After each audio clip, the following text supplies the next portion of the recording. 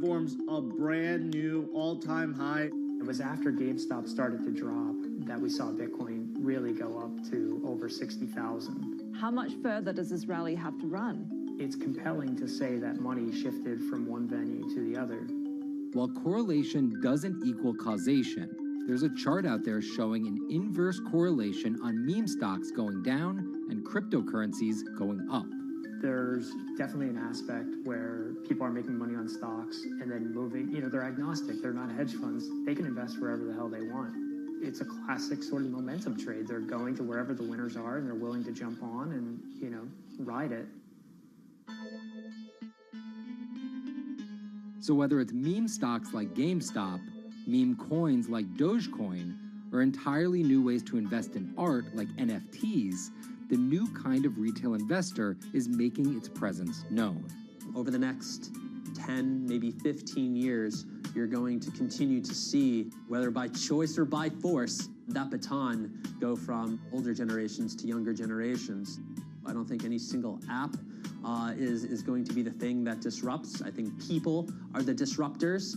How people get ideas about what to invest in has become increasingly entwined with social media. And as social media companies govern more and more of our lives, the fact that now they're tied in more intimately to people's wallets is something that we might want to understand better. Usually what disruption, I think, means is technology comes in, whether it's blogs to the newspapers or online retailing to brick and mortar. They come in and they're in the same business, but they just do it in such a gigantic cost savings that it causes everybody to switch. Well, that's the risk that happens here, is that it's so much cheaper to just manage your own money.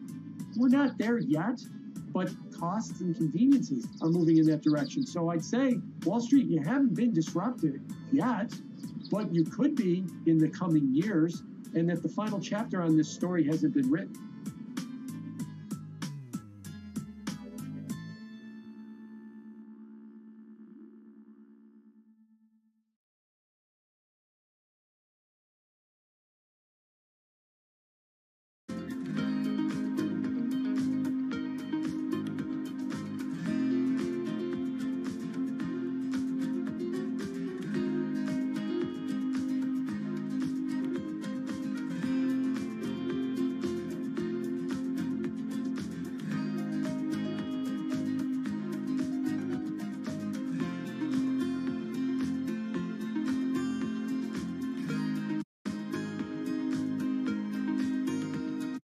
Meet Bloomberg's own David Nicholson. Now, his happy place is out in the field, on the open road. But like the rest of the world lately, he's been working from home a lot more than he's used to. COVID-19 has prompted a massive urban exodus as professionals of every ilk yearn for more space to live and work. As a result, rural areas have exploded, and they're poised to experience a resurgence as more and more families pack up and leave the big city to try out life in the burbs. But there's one problem with that. Not all internet speeds are created equal. Anyone who might need to upload or download large files for a living may not want to pack up and move to that cabin in the woods just yet. Now, David's house isn't a cabin, but it is in the woods, and inexplicably, his internet is workable. My internet is okay. I pay a lot for it. It's around $140 a month.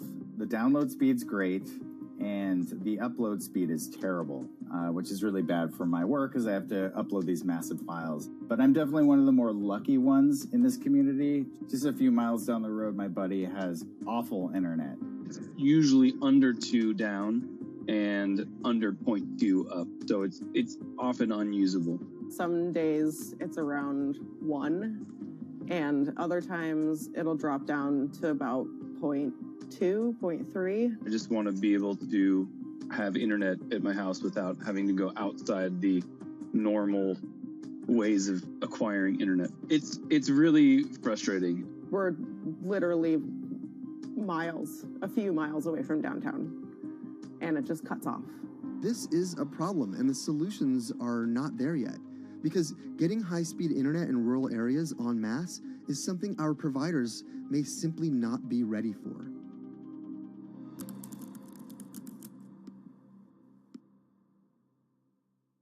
If your internet service doesn't have fast download and upload speeds, then you don't have high-speed harmony. You have.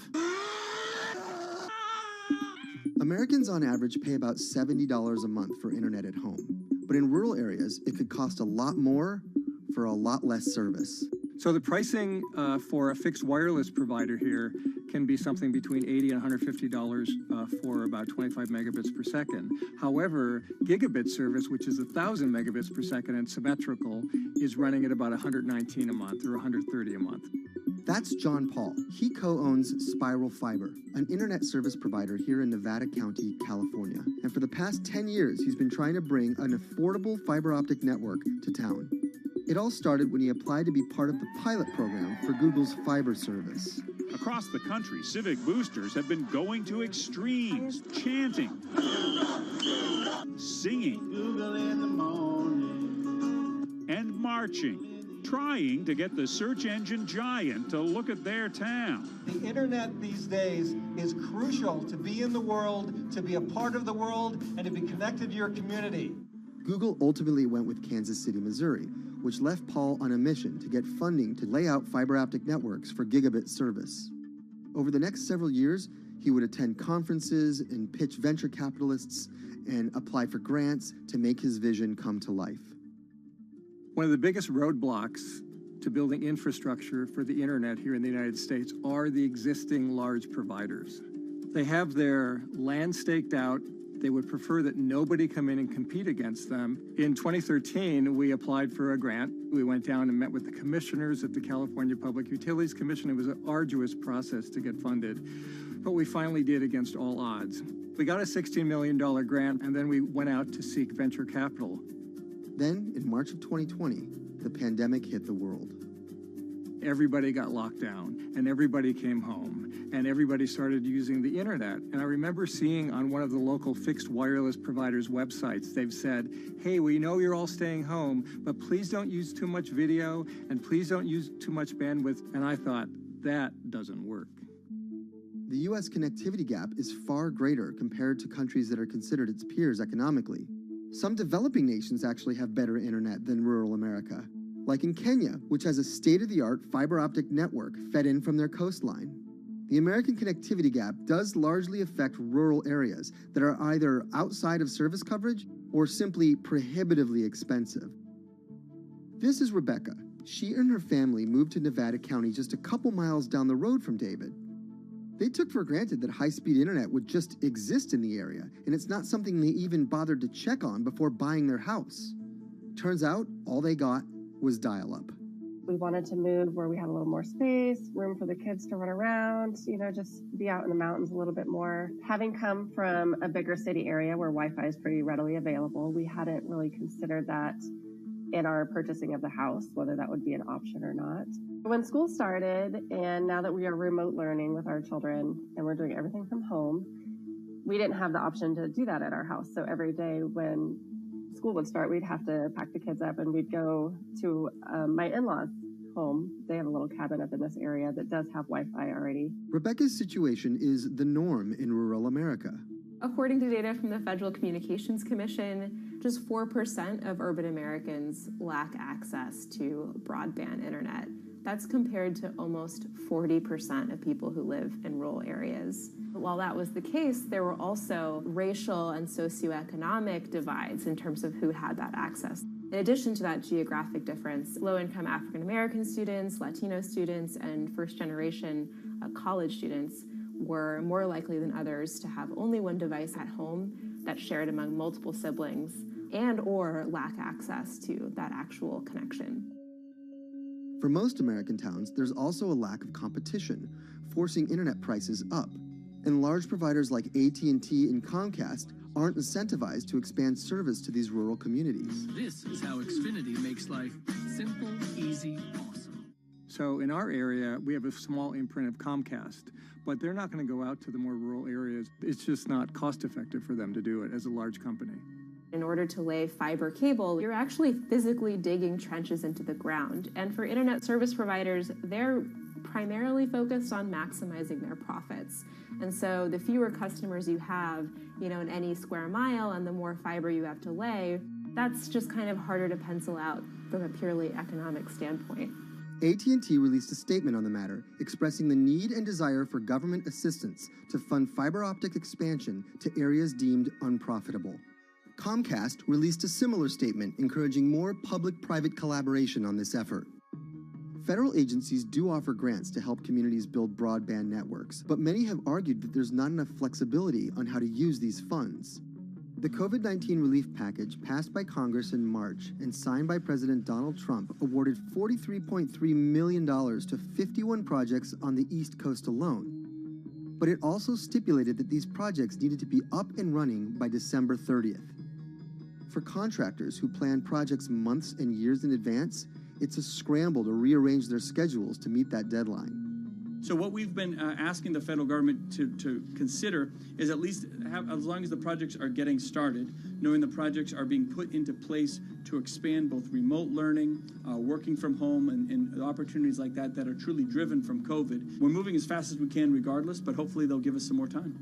Talking to John Paul, it's clear that he believes broadband is something that can transform a community and should be considered a public good. One of the first communities to come on in the United States with full-on gigabit service was Chattanooga, Tennessee. Now, they're a bigger city, but they're a city that was economically in a downturn. In the last 15 years, the city of Chattanooga has turned around in an amazing way. It's a nexus for young people to move to. It's a place where technology happens. It's not just about logging on to Zoom, to connect with your colleagues who might be in New York City. It's also your ability as a small business, operating in the town of Nevada City or wherever it may be to, quickly upload your payroll documents or something onto the cloud, or to quickly, swipe a customer's credit card. There's just some really basic business functions and mechanics that I think people in big cities really take for granted, and that are just going to be a much bigger challenge for small business owners in rural areas.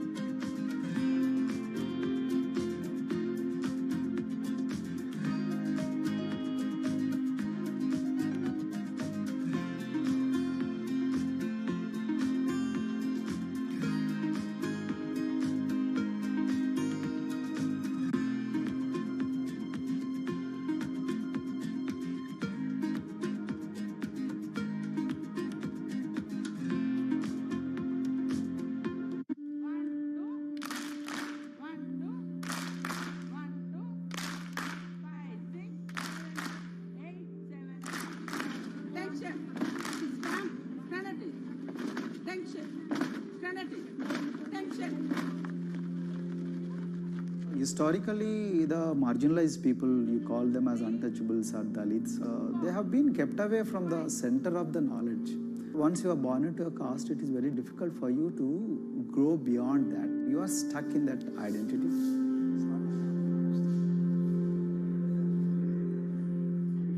I think education is the best way of liberating them. So that's how I chose to work in education sector. The kind of education that we are giving to the marginalized people is going to change not just the fate of these communities in Telangana, but it is going to be the source of inspiration, source of hope for all the marginalized in this country.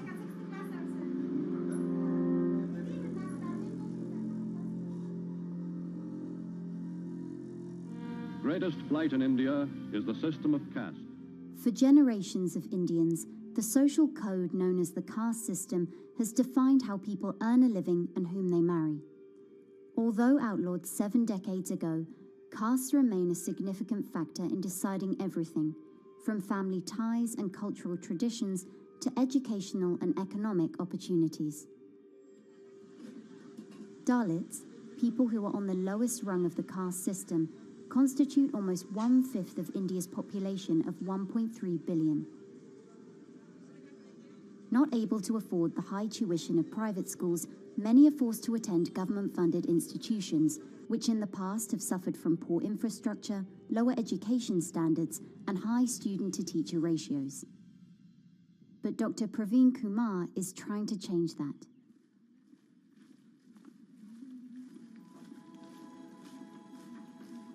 I am currently working as head of Telangana Social Welfare Residential Schools. So totally above 400 schools I manage. These are all residential schools for the students who are historically marginalized but talented and then poor. My friend also Of them, 60% are girls and then 40% are boys, because girls are more marginalized among the marginalized. Their voices are always suppressed. My approach to improve the conditions in the schools has been put your eyes and ears on the ground always. Talk to the parents, talk to the teachers, talk to the students, stay in the schools and then understand their problems, their challenges, both in classrooms and then the corridors and the dorms. Then go to the dining halls and see what kind of food they are eating, and then go to their homes and then what kind of food they are getting and what kind of challenges the parents have. One of the important changes that I brought in after I took over was to complete the transformation of mother tongue to English medium, because English medium, as I said, English is the language of emancipation, a language that connects you to the whole body of knowledge in the world. So we had to train a lot of teachers. refer to the dictionary also, okay, and find out the new meanings, as well as describe about. Hey, Richita, how are you? Hi, Sindhu. Fine, thank you. And how about you? I'm fine too. It's been a long time. Identity is extremely important.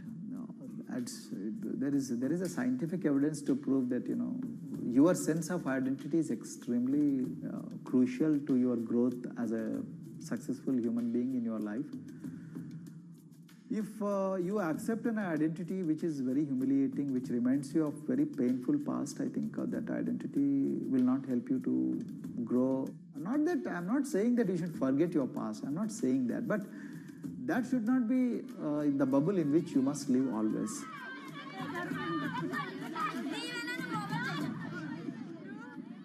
Sweros is an alternative identity. S stands for state, W stands for welfare, Aero, SW, and then Aero is Swero. So the idea is your dreams have to be skybound. So that is what we are trying to achieve by changing the identities. Like, you say, I'm a Swero and I aim to be a doctor. I am a Swero, I aim to be a top-notch engineer. I am a Swero, I aim to be a top bureaucrat of this country. I'm a Swero, I want to be a very good actor or a musician in this world. So these are the positive images that are associated with identity.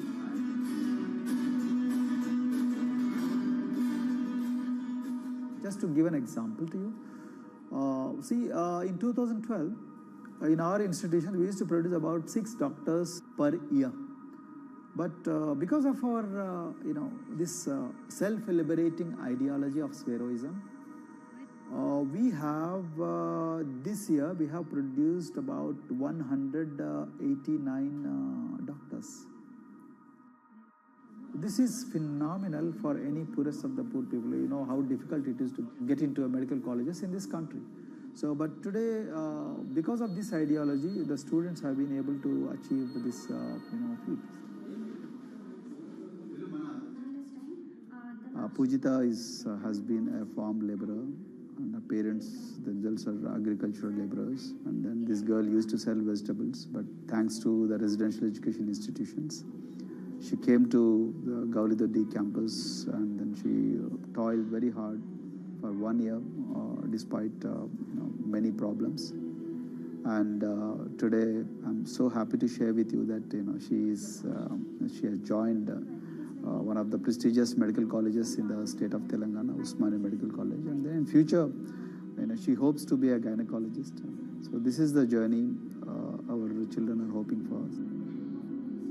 Similarly, the Mount Everest expedition. Mount Everest expedition, we are very fortunate enough to place the youngest ever female in the history of this world on the peak of Mount Everest. How did this happen? It's all because of an ideology that helps you to liberate yourself.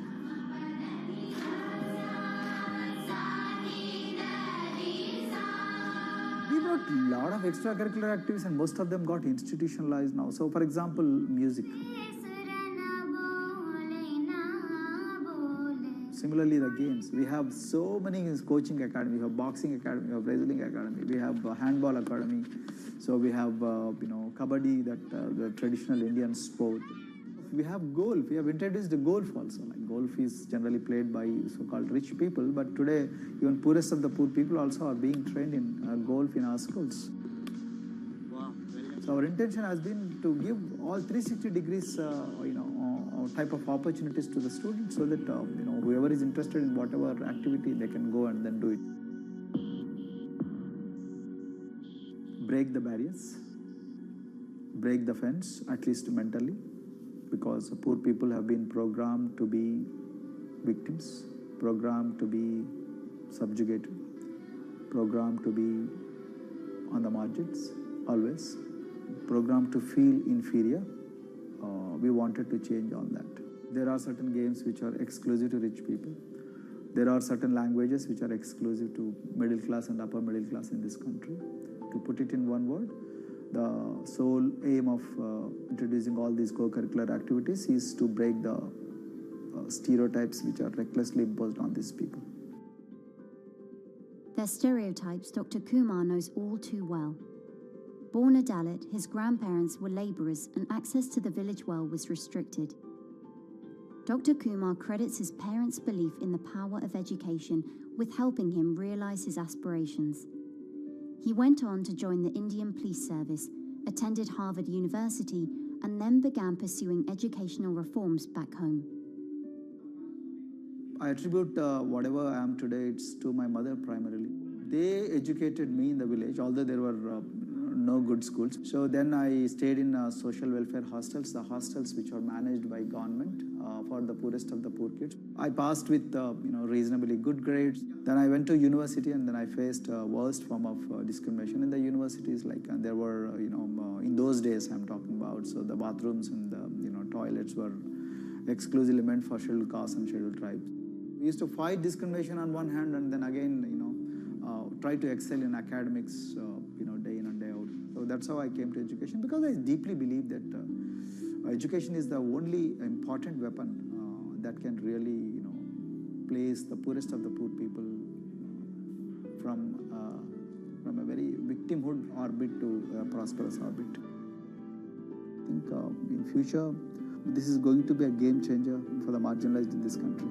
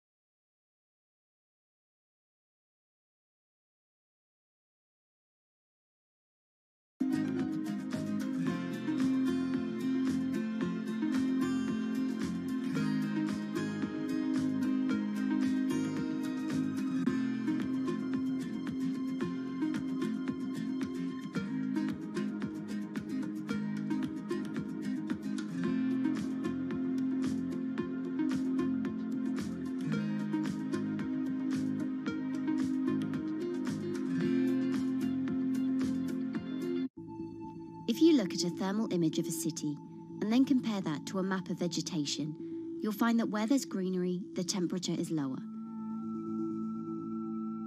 That's because things like asphalt, concrete, and shingled roofs absorb more heat from the sun than trees. This is the urban heat island effect, and it accounts for higher temperatures in cities, often by several degrees compared with their surroundings. It's becoming a huge risk to human health as growing urban populations exacerbate the heating effects of climate change. Heat waves kill more people than any other extreme weather event, more than tornadoes, hurricanes, and even floods. That's why urban heat island mitigation strategies are being studied in Singapore by a group of researchers.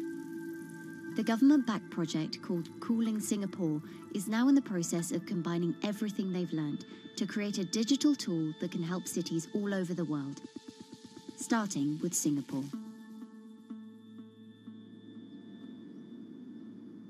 In Singapore, close to the equator, temperatures regularly rise above 32 degrees Celsius or 90 degrees Fahrenheit. And the city structures only make it worse. And that is also the case for Singapore, which is basically a concrete jungle, more urbanized, more developed city. And even in Singapore, what you have is a situation whereby there's a temperature difference of 7 degrees Celsius between the more urbanized and the more rural areas. The government has taken drastic steps to keep temperatures down. This is Gardens by the Bay, an award-winning park, and inside this greenhouse is a pleasant 24 degrees. That's because the dome, along with 24 nearby towers full of thousands of people, is chilled by what's probably the world's largest underground district cooling system. It uses a large central plant that cools water and then pipes it into banks, residential towers, an exhibition centre, shopping malls, and the city's iconic Marina Bay Sands hotel and casino complex. So one of the biggest perks of using this system for the buildings is that they can save 40% in terms of electricity usage compared to your traditional air conditioners. And with Singapore relying on natural gas for most of its power, this new system means emission savings equivalent to removing 10,000 cars from the city's roads. That has big implications for the rest of the world. If things stay as they are, more than a third of the world's electricity could end up being used to cool buildings and vehicles by 2050. As the world gets hotter, gets warmer, there is a greater need for air conditioning and as well as refrigerators, for instance. And the more people are buying these household appliances, the more energy usage they use, and they release heat more, and that then exacerbates climate change. It's a vicious circle. And so since 2017, researchers at Cooling Singapore have been identifying design solutions that reduce our need for so much cool air in the first place. One thing many cities have in common, and that's the importance of vegetation. That's a very important measure to mitigate the urban heat because of the shading effect, of course, and the psychological effects of the vegetation, and also because of the possible evaporative cooling effect of the vegetation. Vegetation can be, of course, on the ground floor in form of trees and shrubs, and you can walk under them. This is the so-called canopy layer that the vegetation forms above us. But vegetation can also go up the facades of buildings, and it can go to the roof of the buildings. Luckily, Singapore has been striving for the garden city feel for quite some time. It was a vision initially introduced by then Prime Minister Lee Kuan Yew in 1967 to make life more pleasant for people. And today, Singapore is one of the world's greenest cities in terms of urban vegetation. Kampung Admiralty, a community centre that contains health facilities and social spaces, now provides more green space than the plot of land it was originally built on. It's topped by a roofscape of staggered terraces covered in local plants, which functions as a community park, and a village green in the centre that contains farm plots for residents to tend to. Park Royal on Pickering was designed as a hotel in a garden that doubled the green growing potential of its site. There's now 15,000 metres of sky gardens, reflecting pools, waterfalls, planter terraces and green walls. And the government has big plans as well. Singapore actually has a plan to plant 1 million trees and add more green spaces over the next 10 years. It is actually a mix of wanting to reduce the urban heat island effect, but on the other hand is also to get the people to be more connected to nature. But it's not enough. The city-state has still been warming twice as quickly as the world average over the past 6 decades. That's why Cooling Singapore has developed a catalogue of other potential heat mitigation measures. When you try to mitigate the urban heat island effect in a city or in any building, in a village as well, the first place to start is by shading of the windows. You have to keep areas clear so that the wind can move through it. Water of a certain depth can act as a very good thermal buffer. If you have to construct heavy buildings such as high-rises, at least you can make the surface, the facade, less heavy, and you can protect it from direct sun penetration. We have to make sure that no combustion engines will be in the city in the middle, in the medium to long-term range. So ideally, the electricity production is outside of the city, and you bring just the clean electricity into the city. You can at least minimize the use of energy in the city, and you can start to slowly convert the roofs, the facades of the city into production areas for renewable energy. In Singapore, unfortunately, this is a limited option, but in the long run, it could produce up to 20-25% of the energy, of the electricity needed in Singapore if all the roofs and the areas in the buildings, on the facades would be used to do that. With so many different ideas, Cooling Singapore is also designing a virtual model of the city to test them out. It's called a Digital Urban Climate Twin, or DUCT, that will calculate how each element of the city's design will impact the urban heat island effect. That means we model not only the geometry of the buildings digitally, but also we model the transportation, the insulation, the temperature, the radiation coming from the sun, the weather, the local climate, the even very, very microclimate of the city, the water, the movement of people in the city. We can invent scenarios, we can design scenarios, test them before we actually build them, and if they test very well and we are sure that they will function, then we can start to build them and put them into reality.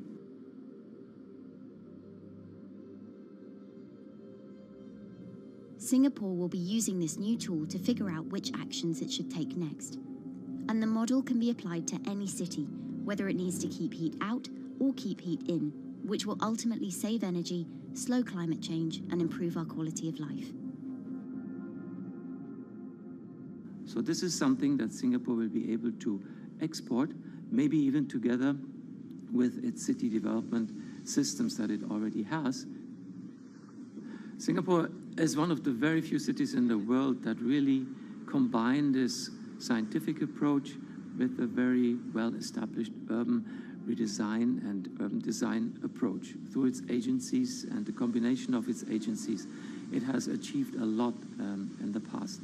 If it keeps following the scientific path and the combination with the other knowledge in the city already, we think that it will be a very comfortable and very livable city in the future, even more than today.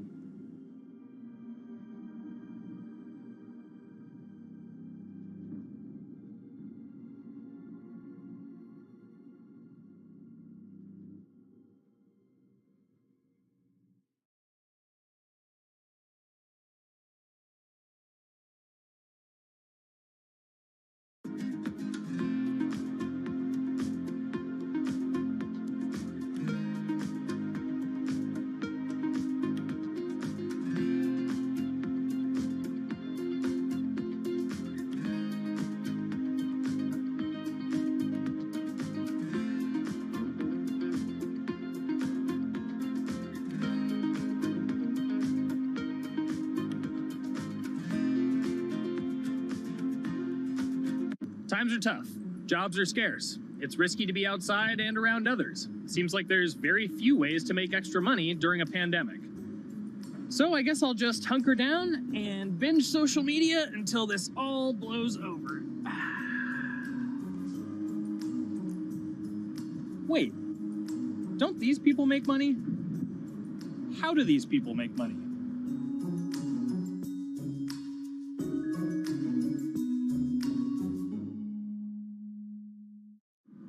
Streamers, YouTubers, Twitch stars. How do they make money? Is it a lot? Is it a lot of work? I know, I gotta ask somebody in the biz, and I got just the guy. Austin John Plays.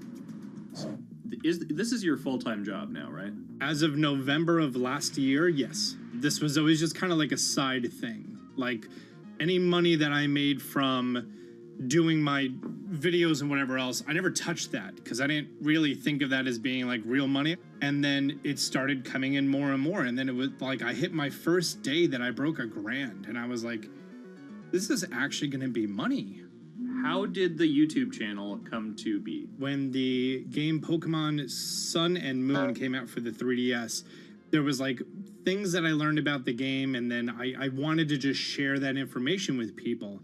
And at the time, I didn't have any way to capture a screen or anything, so I found like generic footage, and I kind of put it all together with so much editing. And that video got 6 views. And then 2 days later, I made another one. And that one got 12 views. And then I just started pumping out more and more content, and people were like, this guy knows what he's talking about. It really just started building on top of itself, and then it was like, my channel really focuses on tips and tricks. So I play a straight 18 hours, and I'll finish the game or get to about the 40-hour mark, and then I'll make my first video. While I'm going through, I have a giant notepad and just scribbles everywhere, and I make these notes of like the things that stumped me, so I know the things that may stump other people. What do you need to think about if you're building your YouTube channel? 1, You need to do something that you're passionate about. Not that you like, not that you think you're gonna make money on, something you're passionate about. The other thing is something that other people are passionate about. It holds a special place to them. And third is, it needs to be something that people are gonna seek out information on. In order to enter into the marketplace, you either need to be better than everyone else, you either need to be faster than everyone else, or you need to be more accessible than everyone else. And you can't be more accessible because it's already on the platform. Granted, if you understand how the algorithm works, which is very similar to Google Analytics, then yeah, you can have a little bit of a head start. But if you're not doing it faster, and if you're not doing it better than everyone else, then why should anyone watch your channel? So my income as a YouTuber kind of breaks down to 3 different ways. 1, which is the bulk of it, which is ad revenue. Whenever you go and you watch a video and then there's an ad and then you wait 5 seconds and you hit the bottom right corner and then you go on to the next video, or a non-skippable ad, or the video starts immediately, you get the little banner ad at the bottom, or if you scroll down from the video, the first thing that shows there is an ad. Those are the 4 different types of ads that can appear on every single YouTube video. And all of them pay a certain amount. It varies on lots of things, like the country of the person who posts it, the country of the person who watches it, the time of year, where you are in the quarter, if there's anything going on with a reduction in ad revenue. Like, great example, COVID-19, companies weren't spending as much on advertising. So because of that, CPM went down. CPM stands for click per thousand. I'm using the Roman numeral for 1,000. And that means that for every 1,000 views, you get a certain amount of money. Now, on low ads, when I first started off, my CPM was 30 cents. So every 1,000 views, I made 30 cents. But then once I signed with an MCN and I started making more quality content and more engaging content, some of my better videos and certain times of the year, I can see CPMs as high as $12 to $14. And there's a big fluctuation between, you know, if I post a video when there's no ads being spent, like January and February, that's the reason a lot of your favorite YouTubers and also TV shows don't post new videos in that time of year because ad rates are down. Why are they going to make content then? Instead, you're recording and you're bulking up for when ad revenue is higher.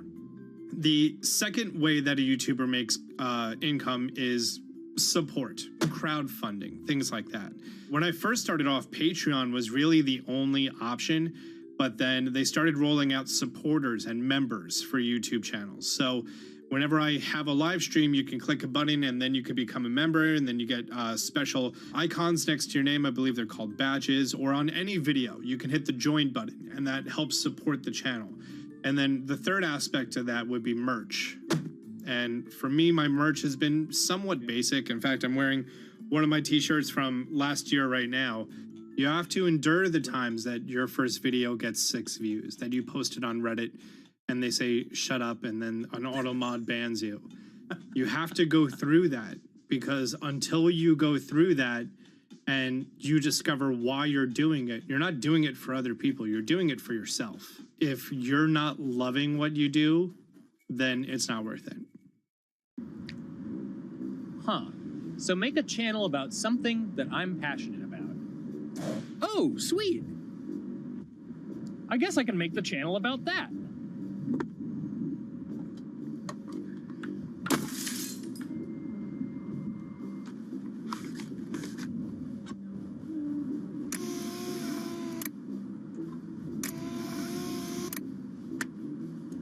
Now, how do I grow an audience? How do I get popular? It's all about diversification, right? You have to have a massive Twitter following. You have to have a massive Instagram following. You have to have a massive YouTube following. Of course, you have to be on Twitch, which is the key platform. But basically, any way you can get in front of your audience, you can engage with your audience, is going to drive those clicks, which ultimately drives the advertiser revenue that you get back from all of these platforms. It's me and Dan playing video games and talking in a funny manner over them. They're not just people who are good at games, they're actually people who are good at online engagement, online entertainment, first and foremost. You have the right to remain stylish. Anything you wear can and will be used against you in the court of fashion. The streamer is either very, very talented at the game. The best player in the game is generally going to draw a crowd because people like watching people who are very good. On the other hand, they're either very, very good or funny, charismatic, whatever it is on that side. Oh, no. You know, it becomes more of a show where they talk about other things outside of the gaming world, and gaming becomes really just a backdrop and an excuse to engage with that audience. There were those weird, like, Ronald McDonald, like, straight to VHS movies. You remember those? I'm personable, I'm chatty. I would kind of, you know, when boring things were happening in the game, I would ramble on about, you know, movies I'd watched or books I'd read and, you know, or conversations I'd had and stuff like that. And so I think being personable was a big part of that. It's not just getting on and playing games. It's getting on and being an entertainer. You are putting on a show. All right, now let me go ahead and grab the samurai sword that every gym has. Okay, he's dead. To have a larger audience and to have that audience, I think, stay with you, you have to bring something extra. You know, you have to find your niche. You have to find what works and what connects with the audience and what makes them laugh and what makes them keep coming back. You gotta make it a little more exciting, all right? Throw in a hanging bishop. Have everybody in suspense for a moment. I think the real most important thing is to just get used to being on camera. Like in any sort of performance thing, is get used to talking on camera. You know, my first few videos were terrible, but because I sat down and did it for 6 to 8 hours a day, I just got used to talking and I got over that uncomfortable hump. If you go into Twitch purely with the expectation that you're going to make money, make a job out of it, have all this growth, and it's going to be great, you're probably going to burn out prior to getting to that point because there's very little payoff for a long time, right? Like multiple years generally before you really start to see a payoff.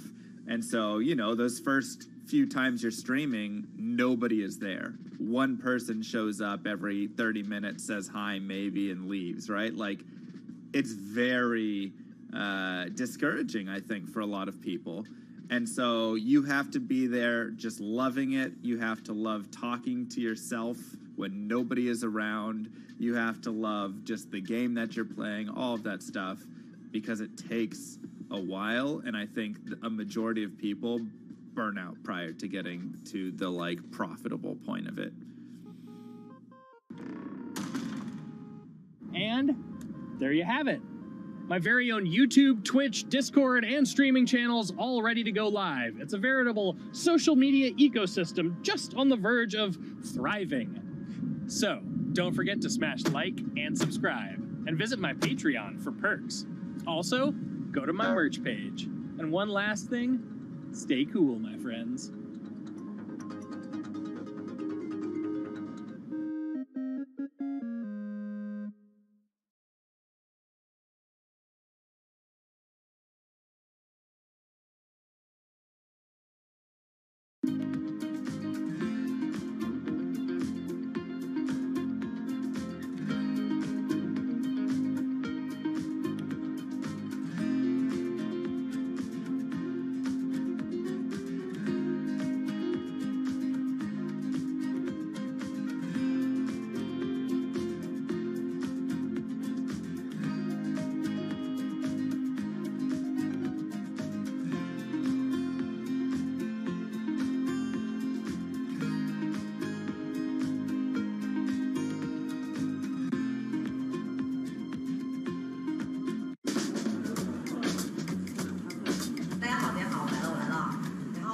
This is live stream shopping, one of the hottest trends in China. Every night, tens of millions of people watch live shows hosted by influencers like Via and buy the products they recommend. On e-commerce and social apps like Taobao and Douyin, the sister app of TikTok. 我觉得已经改变了大家的购物的方式。其实各种各样的产品，哪怕你不买，你也可以来看。当然，你看了，你就有可能会买。It's not about, only shopping. It's about the experience. It's about having fun. You got to see 3D. You got to see in some kind of action. It's almost like a theater act. The internet craze has taken over China. By the end of 2020, the country had almost 400 million live stream shopping users. China's live stream e-commerce market has also grown dramatically, with an estimated value of $161 billion in 2020. It's becoming popular outside China as well. So, is live streaming the future of shopping?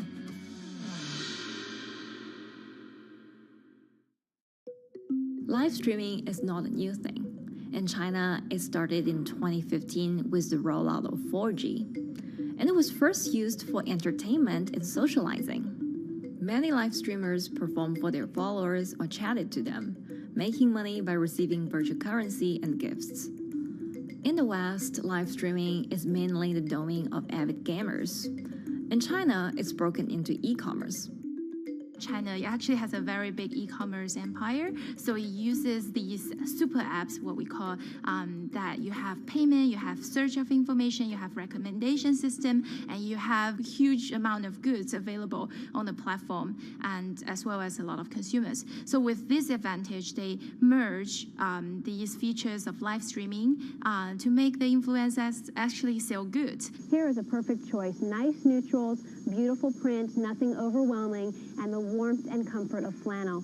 This is item number. Traditional TV shopping involves a one-way direction, whereby a host introduces a product, demonstrates certain things, and say, call this number or something. But live stream shopping is live. That in itself is a very, very big difference. It causes different psychology, and live stream shopping is a very entertaining way of actually engaging someone else.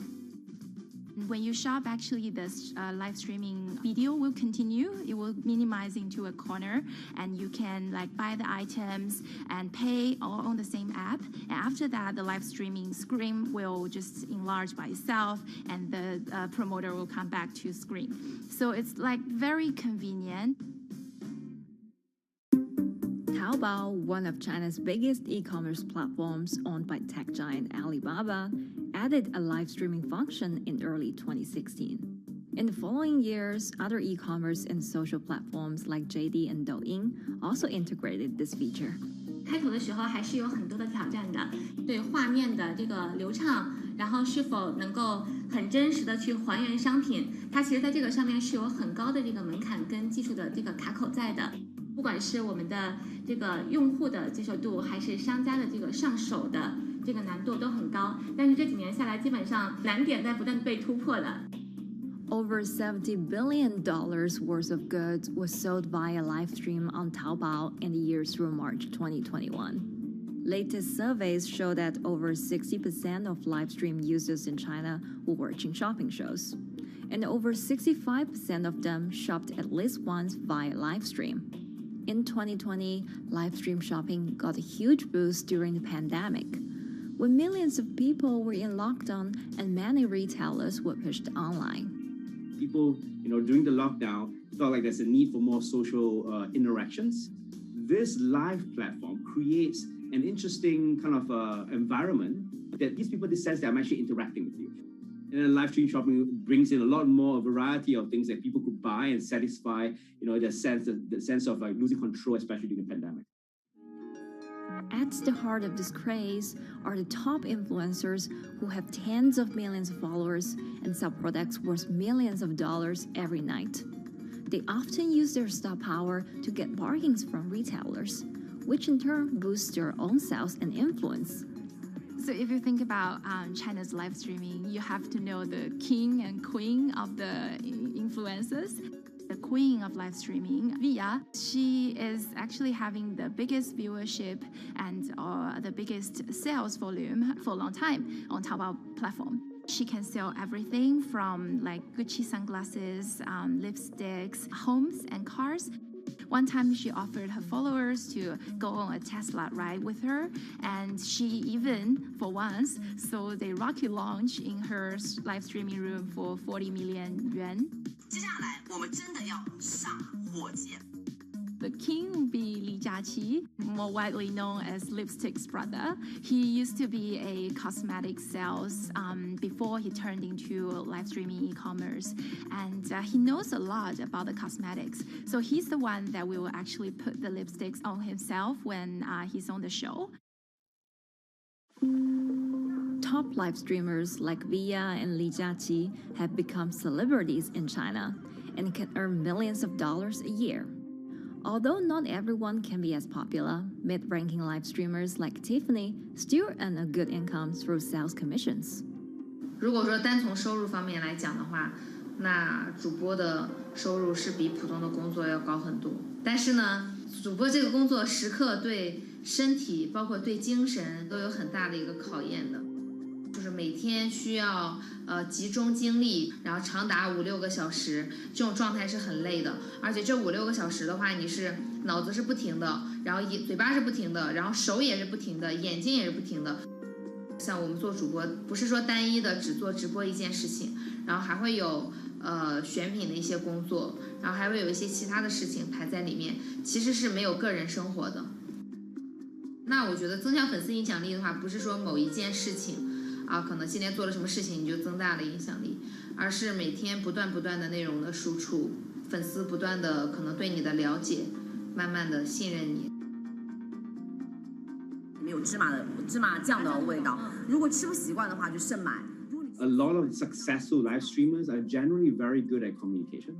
They're very good at articulating very simply what a product does, what a product doesn't do.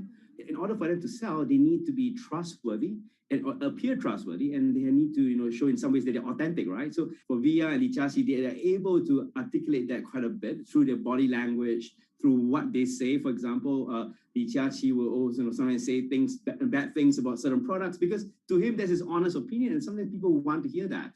And so they seem very credible, they seem very trustworthy, and don't forget, they're also very entertaining and very interesting. If you're familiar with Li Jiaqi, he won a Guinness record for like the most lipstick applications to models in like 30 seconds. So if you're able to create a lot of buzz with interesting things that you do, people who may not want to buy lipsticks will also stream in just to watch what he does. And then from there, you might get hooked. 这就是一般女生出门的时候涂的口红的颜色。Live streamers also use sales techniques such as limited time or supply. This sense of scarcity can often encourage viewers to buy. The platform in itself creates and enhances some of these things because you see it live. Something we call social proof has taken over, meaning that, hey, other people are interested, other people are joining in, other people want the same product. And they add it in the chat and they ask questions and they say, oh, I want this too. What happens then? It makes the whole product even more scarce. But it's not just influencers. Local farmers, luxury brands, even mutual funds have also started their own live stream shows. Working with very top-tier live streamers can be risky. It's not necessary that the benefits will end up with the brand. So we see company executives opening their own shows, and we see like P&G have their own sales room which runs shows every day as well. We also have like local governors in like small towns to sell their agricultural products. So the live streaming is definitely transformed the way product owners can think about how to reach their consumers, and it enables a lot of players to actually sell. Live stream shopping is going global. Merchants in Southeast Asia have embraced this trend. And in the West, Amazon has upgraded its live streaming function, adding interactive features like chat rooms. Companies, including Google and Facebook, are also developing and investing in technologies to integrate video and e-commerce. 直播电商它其实已经开始成为主流，它未来的发展空间跟潜力都是巨大的。接下来大家会越来越依赖这种购物方式，会变成一个比较日常化、比较规范化的这么一个趋势。If you look at the numbers alone, their numbers alone, Li Jiaxi's numbers or Via's numbers, you know that they can sell and you know that they can generate revenue. Are they able to sustain it over a long period of time? It depends on how innovative they are at changing some of the things that they do. But you can't expect consumers one day turn into virtual shopping for good. There will be the nature of us that crave to go into the store, to touch the goods and actually wear it and see how it looks like and walk around in that with our friends. And those things wouldn't be replaceable with live streaming.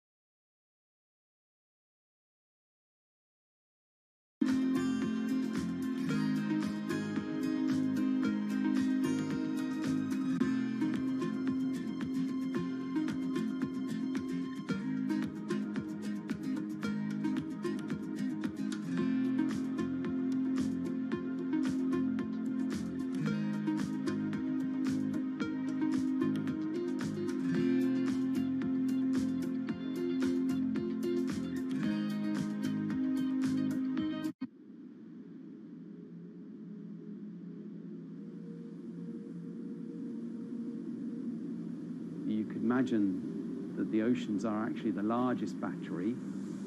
We're storing huge amounts of energy in the oceans. The wave motion can be very deep.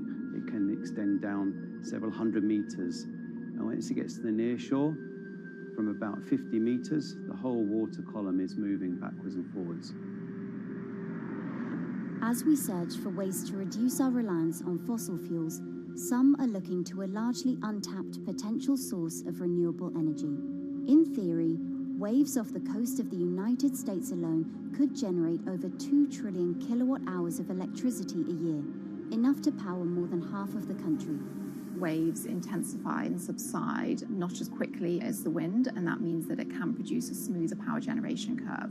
One of the potential advantages of wave energy is that it could act as a complementary source of power compared to other renewables on the grid if it were to be scaled up to commercial scale.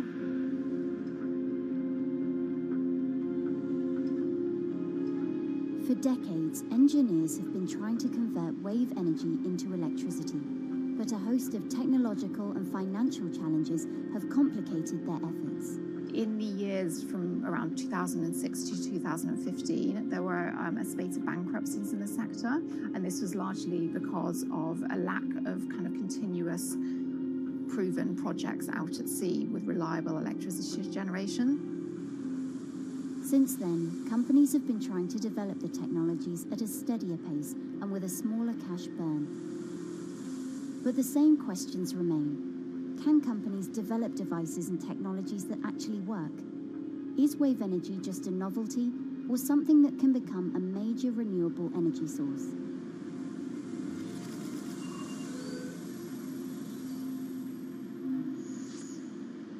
The the sea is a very challenging environment within which to operate a power project. So seawater is corrosive and conditions are very rough. So this means that power projects don't have a very long lifetime, and it increases operating and maintenance costs. Partly because of that, many early wave energy projects hit rough waters, such as the Palamas Wave Energy Converter in Portugal and the Isla Limpet project in Scotland. But that hasn't stopped others from trying.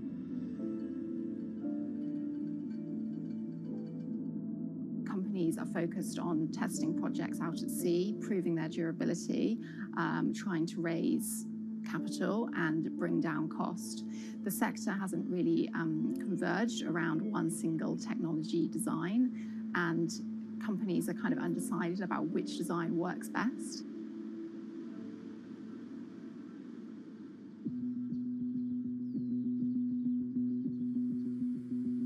Finland-based AW Energy is a veteran in the sector. The first proof of concept of the company's device was made in the 90s after diver Rauno Koivusaari observed the strong back-and-forth movement of a hatch cover in a shipwreck in the Baltic Sea. The waves are generated far from the coastline, so the wind blows on the surface of the water, causing the water particles to rotate, and that rotation extends deep down the surface, and the waves can be very long. They can be several hundred meters long, and as they come into the near shore, this rotational energy turns into an elliptical energy, and eventually backwards and forwards, as you probably noticed if you've been swimming on the seashore in large waves, you're pulled in and out. That's the energy that we're extracting. But there's a sweet spot where we deploy, so around 10 to 15 meters of water depth. That's where there's still strong wave energy coming in. After years of research, prototyping and testing, the company has deployed Wave Roller, a 350 kilowatt device in the waters of Portugal. Wave Roller has an 18-meter wide and 10-meter high steel panel fixed to the seabed via a floatable foundation. The panel moves back and forth with the waves, capturing the energy.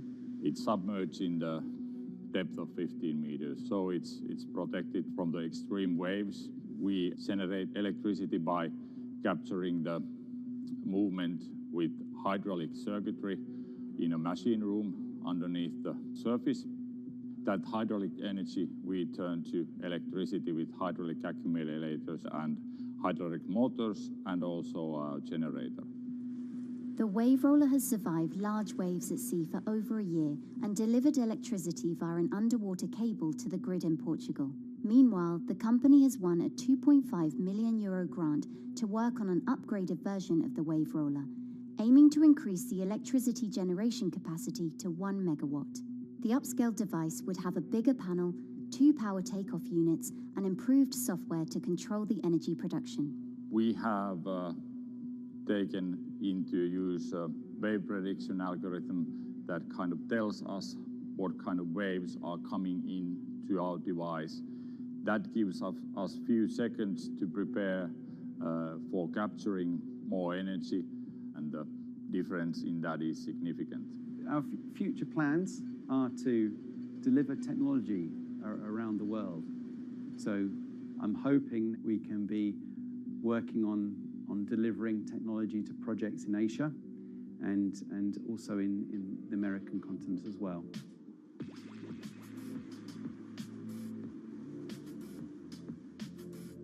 Meanwhile, Israeli company Eco Wave Power is taking a different approach to capturing the power of the ocean. For the company's founder, Ina Braverman, developing new sources of renewable energy is a personal mission. I was born in Ukraine in 1996, and 2 weeks after I was born, the Chernobyl nuclear reactor exploded, causing the largest in history nuclear disaster. I was one of the babies that got hurt from the negative effects of such explosion. I had a respiratory arrest and a clinical death. Luckily, my mother, a nurse, approached my crib on time and gave me a mouth-to-mouth resuscitation, which saved my life. I got a second chance in life and decided to do something good with it. Growing up, Ina wanted to be a politician to positively change the world. After working as a translator at a renewable energy company, she decided to change paths.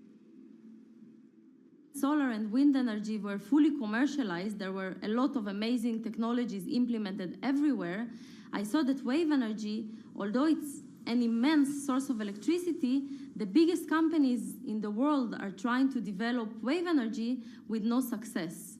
And there was kind of a race going on in the world of who is the company that is going to develop a viable wave energy solution first. In 2011, the then 24-year-old Inna co-founded EcoWave Power. Instead of installing devices offshore, the company's devices are attached to existing breakwaters, jetties, and piers. Our technology is very cost efficient, especially in comparison to the offshore technologies, because we don't need any ships, divers, underwater mooring or cables. We install on existing man-made structures, and all our expensive equipment, the generator, the hydraulic conversion unit, the automation, is located on land just like a regular power station. This is the EcoWave Power conversion unit that has been operating in Jaffa Port since 2014 until 2020. Here you can see how the technology works.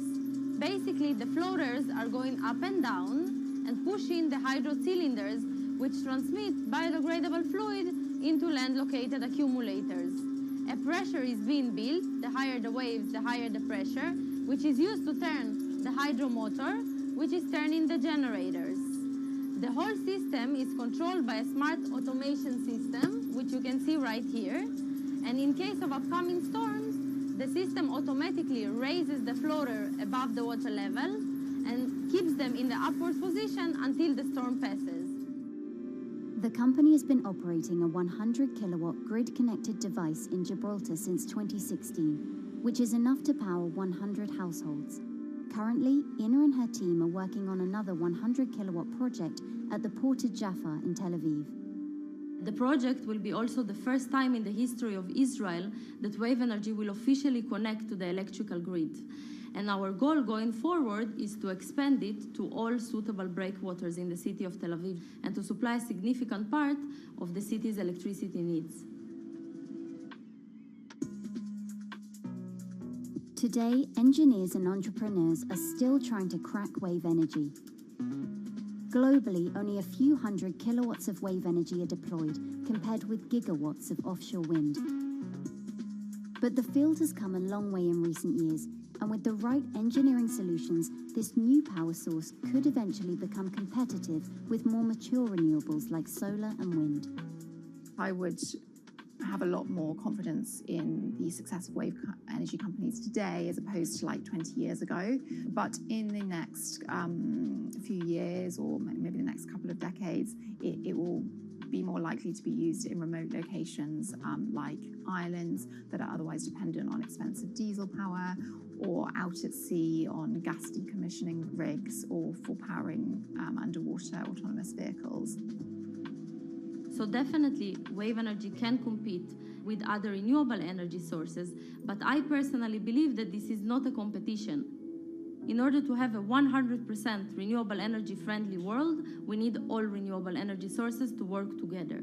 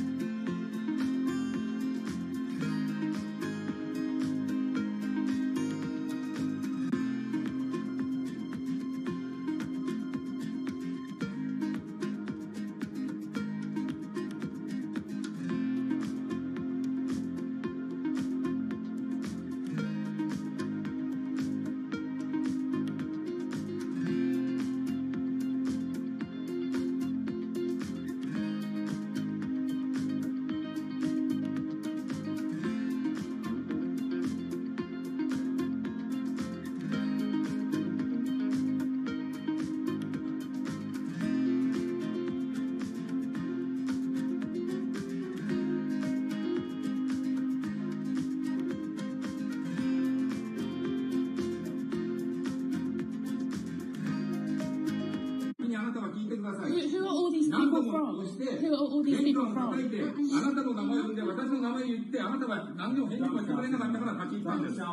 So can you please tell me? I'm not going to...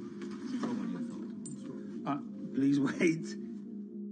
You know, I've covered a lot of companies. I've covered a lot of Machiavellian companies where, you know, people play rough.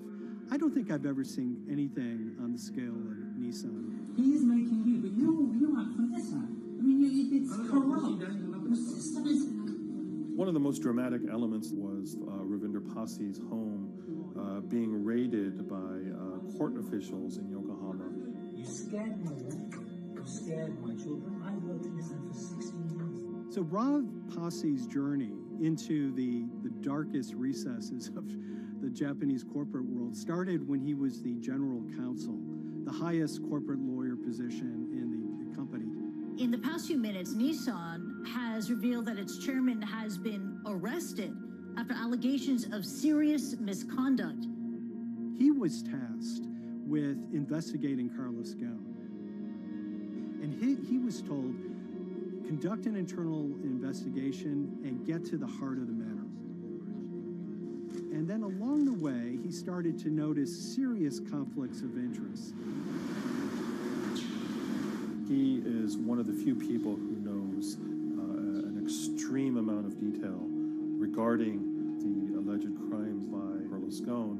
And he's now ready to tell his own story on the record about some of the events that happened.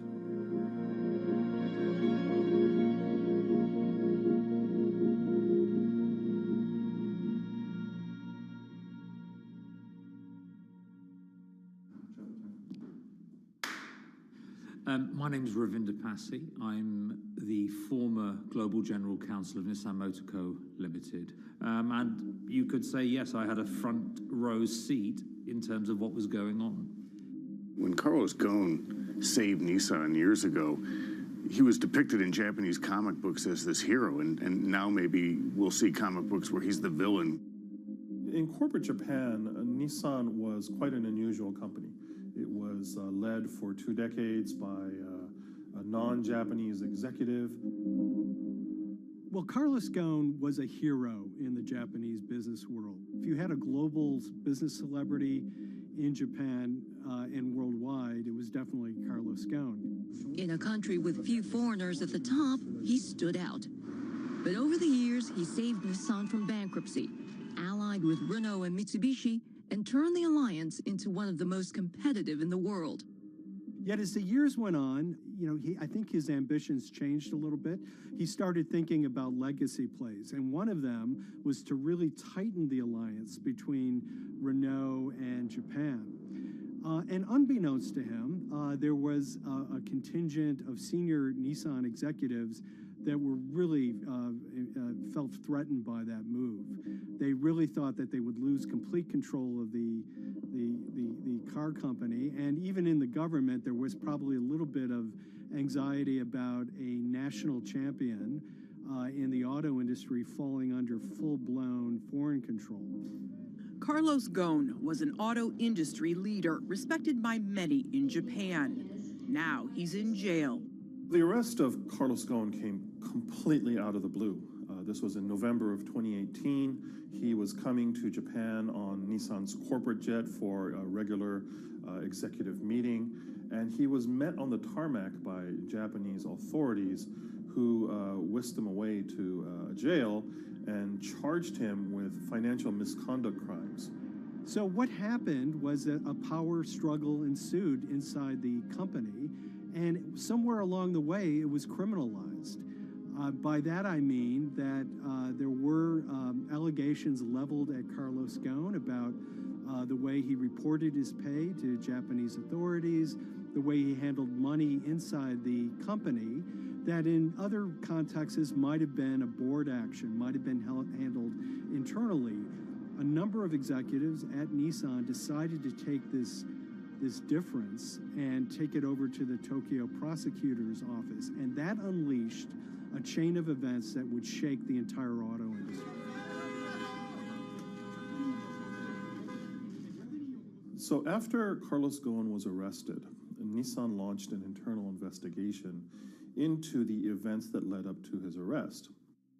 So Rav Pasi was tasked with investigating Carlos Ghosn, and he was told, get to the heart of the matter, find out what Carlos Ghosn did wrong and bring it to our shareholders. It's really complicated because you had various things coming out of the weeds. 2018, the investigation has started, and we become aware of matters in terms of conflicts, actions by certain individuals that cause some concern because things might not quite be what they seem. So in our story, we really took a close look at Harinada and his role in Carlos Ghosn's downfall. Harinada is one of the most fascinating figures inside Nissan. He's also a lawyer. He's originally Malaysian. Hello, Mr. Hadi. And he had a meteoric rise through the company and became very, very close to Carlos Ghosn and other top figures. He had a front row seat at all the major strategic deliberations at the company. And when he discovered that Carlos Ghosn, as his final legacy play, was going to tighten the relationship between Renault and Nissan, he made a decision to go against Carlos Ghosn. And he became one of the key figures that decided that Carlos Ghosn had to go.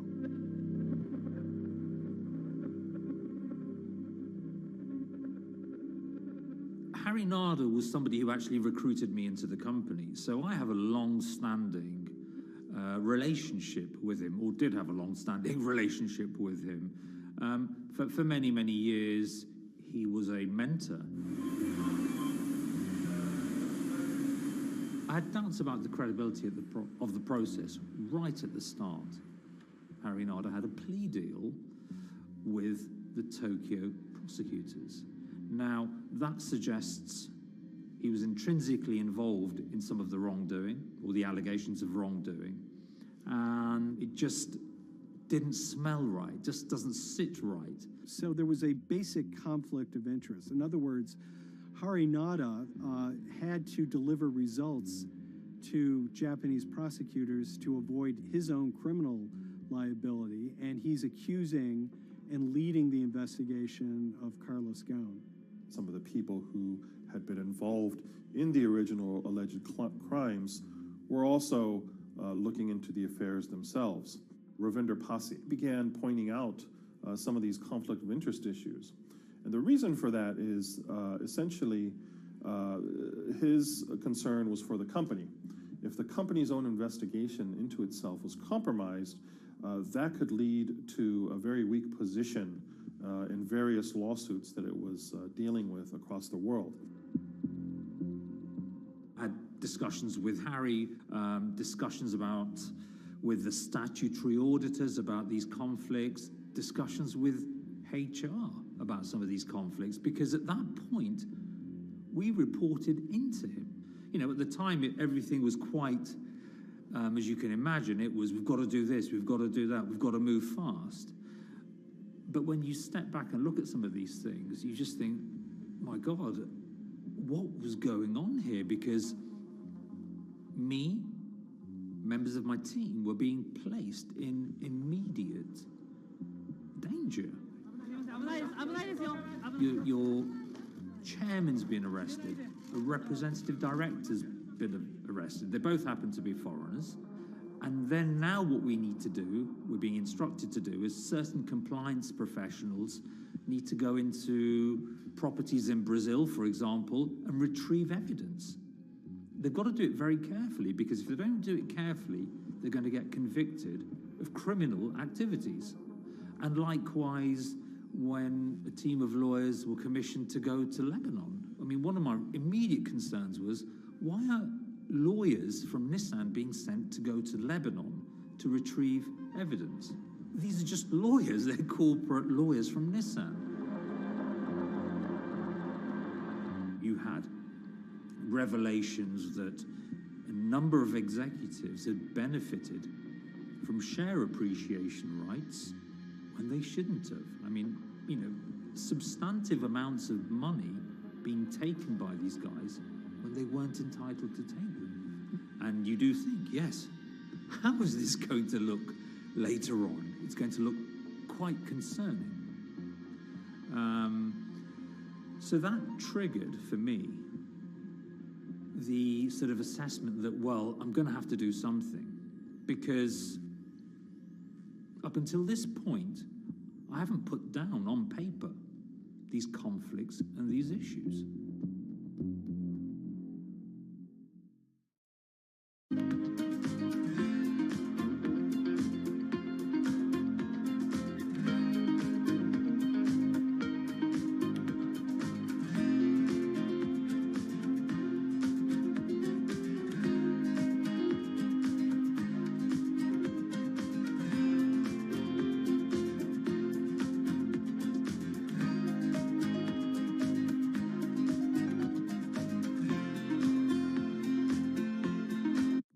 So Rav Pasi makes a fateful move. He writes this letter to the board listing every suspicion he has in great detail, backed up by evidence, backed up by memos, of why this internal investigation had serious problems.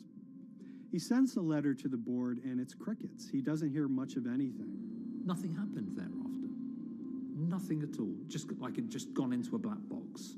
And he began to suspect that there was a desire, even at the highest level within Nissan, to kind of sweep these conflicts of interest under the rug. Unfortunately for me, I think, again, with hindsight, people must have thought that this is the nail that's sticking out, and we can't have this. Within 3 days of me submitting that to the board of directors, that letter to the independent board of directors, I was removed from the Goan Executive Conduct Matters. I was then told that I could not attend board meetings anymore. And up until that point, I had attended every single board meeting. I was then also told that after 8 years of being in Japan, I'd be going back to the UK. It eventually transpired that I'd be the VP of Projects and Transformation, managing a team of 3. So you can imagine what this feels like at this stage. Almost an arbitrary removal from Japan, where I've lived for 8 years, had 3 children there, my family has grown up, and we've been settled there, having a few months earlier been promoted to vice president at a global level, to being almost demoted. So Pasi was essentially being reassigned to get him as far away from the internal investigation as possible, and also to a certain extent in retaliation to some of the issues that he brought up regarding the internal investigation and Harinada. What happened to Rav Pasi can be seen as a series of corporate humiliations. I mean, first of all, his immediate responsibilities were taken away from him. Eventually, he lost, the coveted general counsel title. But it didn't stop there. Toward the end of his stay in Japan, Rav and his wife were convinced that they were being followed. During that period, I'd noticed that whilst driving my car, I'd have other cars following me. First time I noticed this was around mid-March, and I was driving, I can't remember where I was going, but this grey van, small van, just literally started following me. And I noticed that there was somebody in the car taking pictures. And lo and behold, we were absolutely being followed either by people on foot or other individuals, 2 or 3, normally 2 burly men in a car, different cars at different times, following us around. They were following the family as well. And, given I'd seen the Nissan security department behave in a very, very egregious manner with others in terms of following and surveilling, I was very concerned as to what they were doing and who they were giving this information to. Because if they're giving this information to the authorities, you do think, why? What's going on here? I mean, this is just not normal behavior.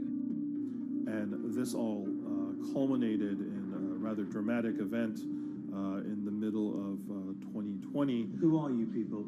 Where Nissan had hired a legal team and had obtained an unusual court order from the district court in Yokohama to basically do a search of his home and seizure of his corporate laptop and phone and other documents. If you don't let us in now, we have to break this key.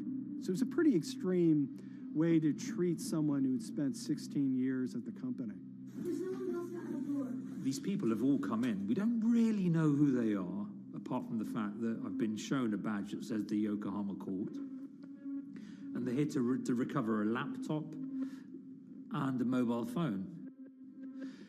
It was even more weird because I'd highlighted to the directors that certain Nissan executives were trying to recover this laptop and this phone whilst I was still in Japan.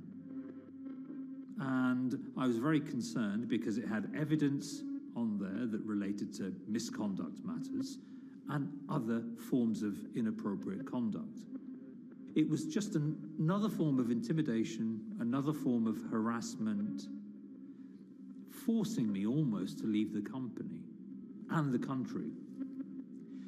Because once they'd retained and obtained these items, we were still followed, which, again, I just couldn't understand. What is the point of doing that? This isn't a car company. This is not the KGB.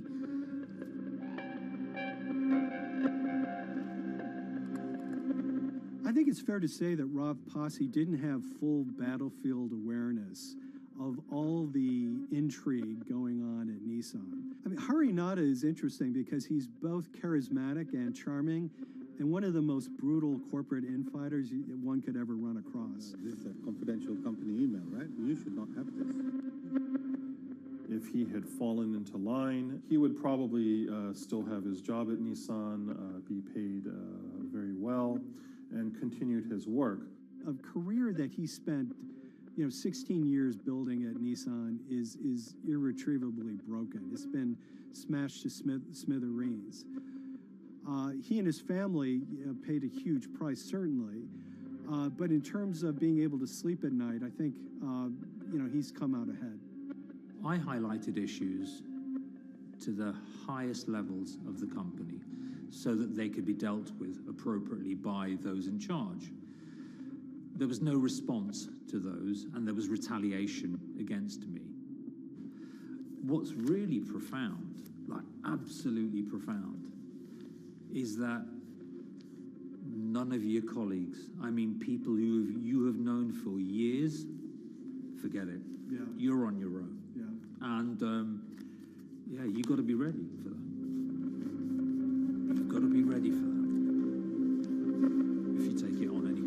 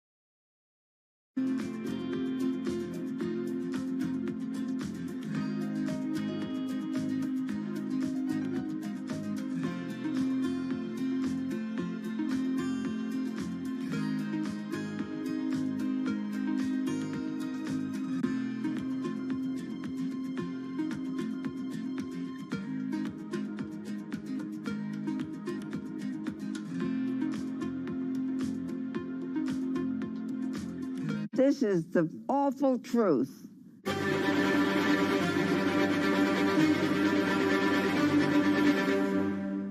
There's always someone in the family that's pushing it.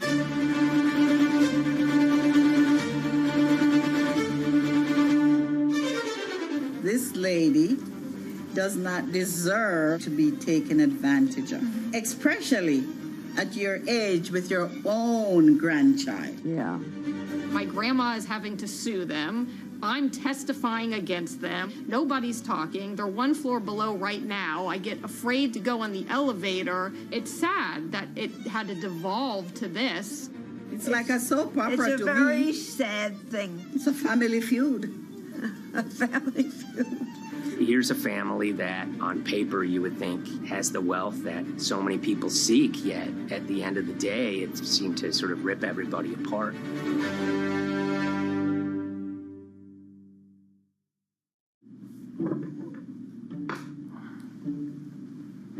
My name's Tom Schoenberg. I'm a senior reporter here at Bloomberg News, cover financial enforcement. I was approached by someone close to the Schottenstein family and asked whether or not I would be interested in writing about Beverly Schottenstein and this case that she had against JP Morgan. And it was immediately clear that there was a great story here to be told.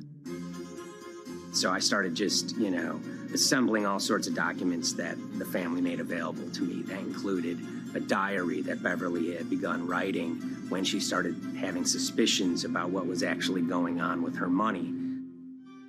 Beverly obtained her wealth from the Schottenstein kind of retail empire that has at times included Big Lots, Value City, American Eagle Outfitters, DSW Shoes.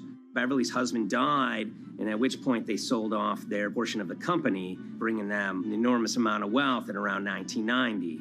Estimates of her wealth were around $90 million. She, for many years, had that pool of money being managed by outside advisors. Her grandsons in the late 2000s had both graduated and were becoming financial advisors. She gave them a little bit to work with, and over time, her grandson, Evan, became the trustee of her entire estate. Managing sort of family money is not a conflict. In fact, some ways in wealth management, it's kind of how you get your start. It's kind of the seed that you need to sort of get going in the business. But Beverly started having suspicions that something was wrong probably in around 2016. Well, there were suspicious things, but taken separately without everyone talking about their own experiences, it was hard to really put it together. She had written a check to her caretaker, Dawn, that bounced. So she went down to her local Chase branch to sort of find out what was going on. She wasn't getting paper statements in the mail, so she asked them to print out a number of her statements having to do with her checking account and her credit card account. So we went to the bank and asked for the statements. And she got a whole year and going through all of them, page by page by page. And it was there she saw all sorts of charges that she said she didn't authorize or didn't know about.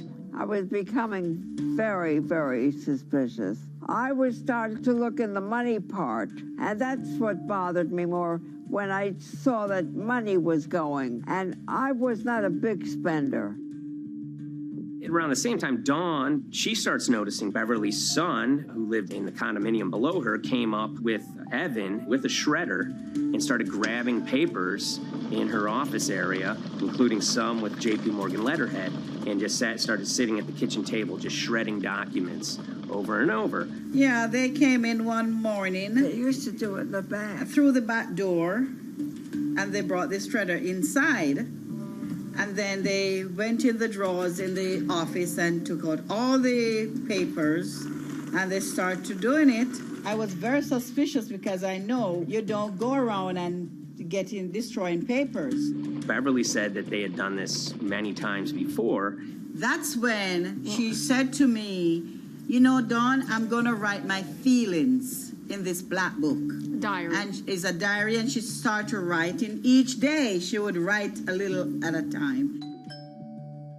Around the holidays of 2018, a package had arrived, a FedEx package, and in it were materials about a venture capital fund based out of the Cayman Islands. Dawn and some other family members take a look at this, and they see that Beverly is signed up for this fund to the tune of $5 million over the course of several years. And that was really the beginning of it. That was sort of the tip of the iceberg when it became obvious that something was going on, that my grandmother really wasn't aware of this fund. You know, Beverly started to panic. She got really upset and called, JP Morgan's headquarters in New York and asked for Jamie Dimon. She said she was told someone would call her back, but she says that never happened. She wrote a letter to Evan and Avi, and in there she laid out a number of things that were concerning her: unauthorized trading, the checking account. She had about $1 million worth of jewelry in a safe deposit box, and that her son Bobby had the key to that box, and that jewelry had gone missing. All this was kind of packaged in this, 5-page handwritten amendment to a will and trust. There's such an evolving narrative about why the jewelry was taken. The only truth we really know is that the jewelry is gone. But why it happened, there have been a lot of different stories.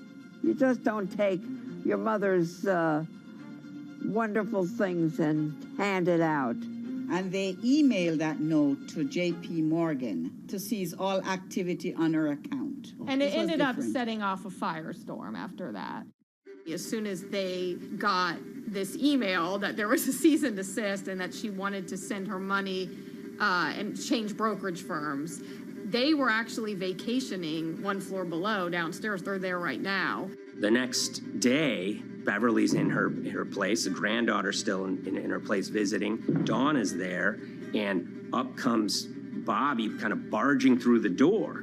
And he's screaming about what was sent to the JP Morgan. They're now investigating them. And he's furious, takes his mother and sort of puts her into a chair, gets pen and paper, and she says physically forced her to write a retraction letter.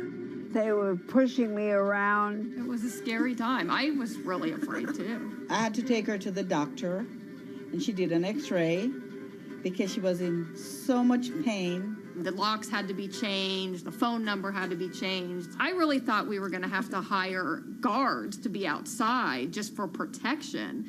Oh, it was terrible. Horrible scene. Beverly brought her case before the Financial Industry Regulatory Authorities, usually known as FINRA. It took several months of hearings. She sees all sorts of transactions that's going on, hundreds of them that she claims that she never knew about, never authorized, but yet were logged in JP Morgan's files as having been direct requests from her. That included the sale of a large amount of Apple stock worth several $1 million, as well as all her stock in Big Lots. Over the course of their time with JP Morgan, Evan and Avi were making all sorts of trading on her account that was generating millions of dollars in commissions for themselves and the bank, yet she was not sort of getting any of the type of gains that you would expect sort of an $80 million account in a bullish market to be able to get.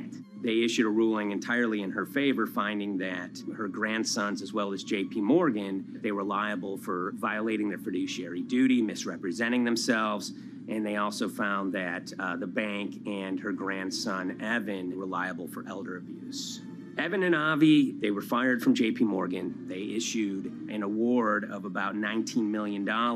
I reached out for comment, and JP Morgan emphasized that Evan and Avi were no longer with the firm and that their actions do not represent the sort of values of the bank. I reached out to Evan and Avi, heard back from their lawyer saying that, they disagree with the law and the facts that FINRA kind of used to decide the case against them and are seeing if they can have it withdrawn.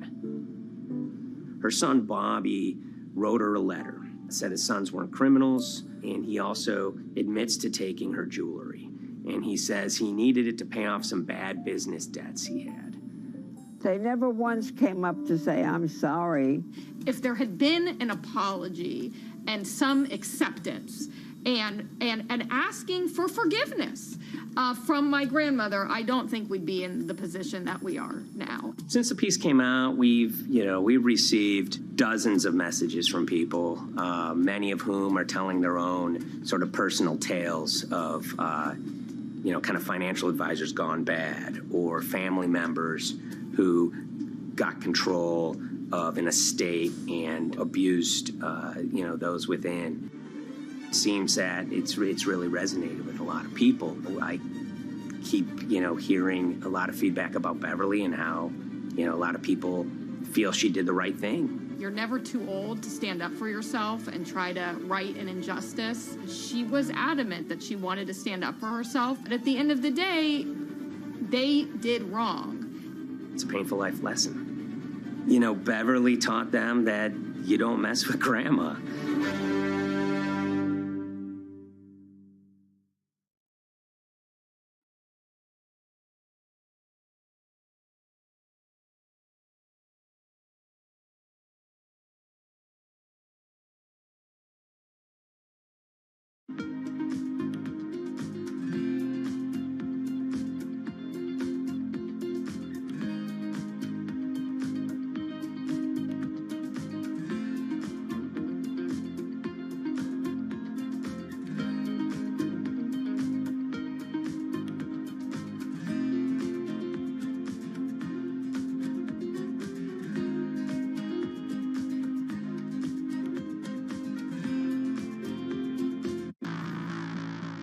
On April 20th, oil markets did something they never had before, and they crashed, went into negative territory and closed the day at minus $40. Meanwhile, in a place called Thaden Boyce in Essex, a group of 9 traders, led by a guy called Cuddles, made $660 million over the course of a couple of hours. The price of oil has collapsed to a record low. We've never really seen anything like it. WTI this morning down more than 35%. People maybe wouldn't have been so surprised if the oil price had fallen to zero, but the oil price went to minus 38. It went far lower than anyone had expected. And so lots of people in the market were saying, well, hang on, something else is going on here. A couple of months later, I started to get wind through a kind of network of sources that a tiny firm in the outskirts of London had made a huge amount of money that day and potentially had some part to play in what happened. The information we got was that 9 traders at Vega Capital London had made in the region of $660 million in one day. As a group, I think they made as much money in one day as Apple makes from its international sales in one day. I mean, it's an insane sum of money.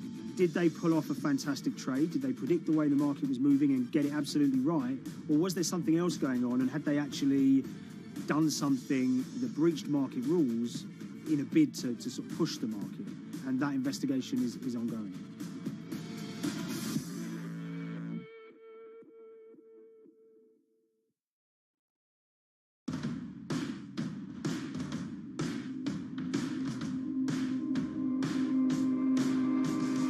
So Paul Commins is a trader who cut his teeth in the pits in the 80s and 90s. When everyone had a nickname, his was Cuddles. If you can imagine, that was a very sort of cutthroat type of world where people are doing, hundreds of thousands and millions of dollars trades by shouting at each other, giving hand signals, and then sort of scrawling on scraps of paper.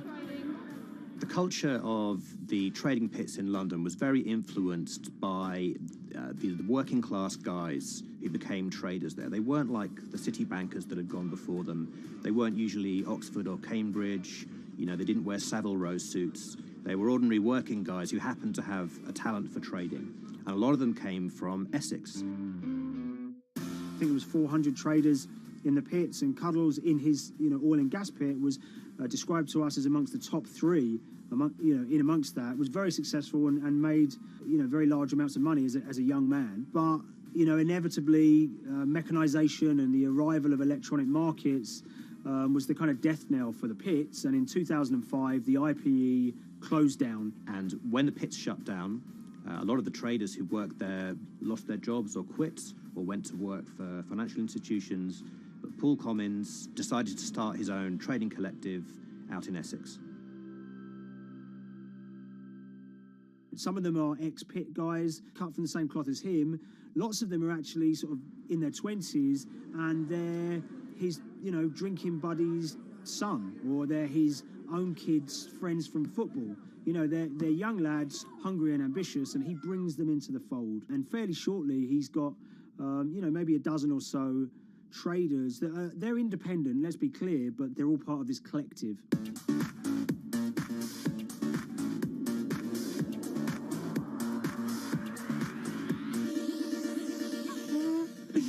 Yeah, I'll let Liam deal with Essex. I am from Essex, so I feel like I'm free to, to get into this. Sweet, as they say. If you were to ask someone in Britain how they would imagine a kind of Essex person, they would see someone who's maybe slightly flamboyant, with a sort of Cockney accent, a sort of Guy Ritchie-style accent. Not afraid to splash the cash, but it's probably pretty bright and has done well for themselves. Don't even make sense, does it? But, these guys, they drove around very nice Rolls Royces and Bentleys. They went to places like Marbella on holiday. Thaden Boyce is a very wealthy place. You have to have considerable income to be able to afford to live in that village. It's a really nice place to live, and it's 20 minutes tube ride away from the city.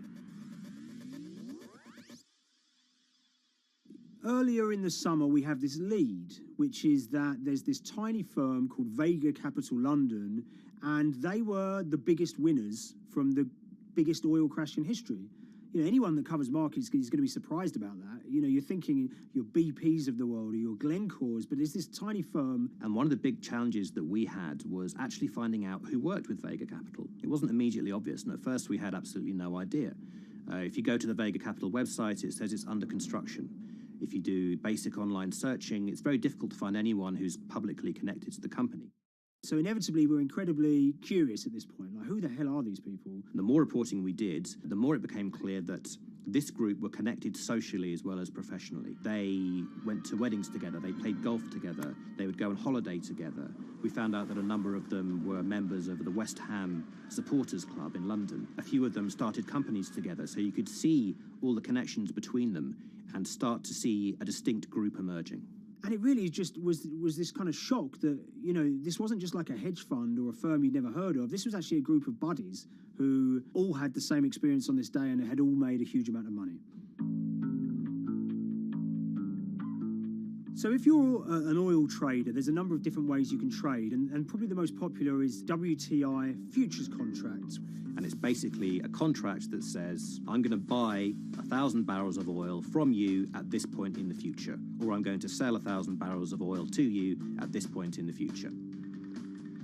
It's actually just a financial contract to gamble on to predict whether oil is going to go up or down. On the 20th of April in Essex, there had been signals for a while that this was going to be an exceptional day in oil markets. And we know that some of them arose early and started their trading in the early hours of the morning while it was still dark outside.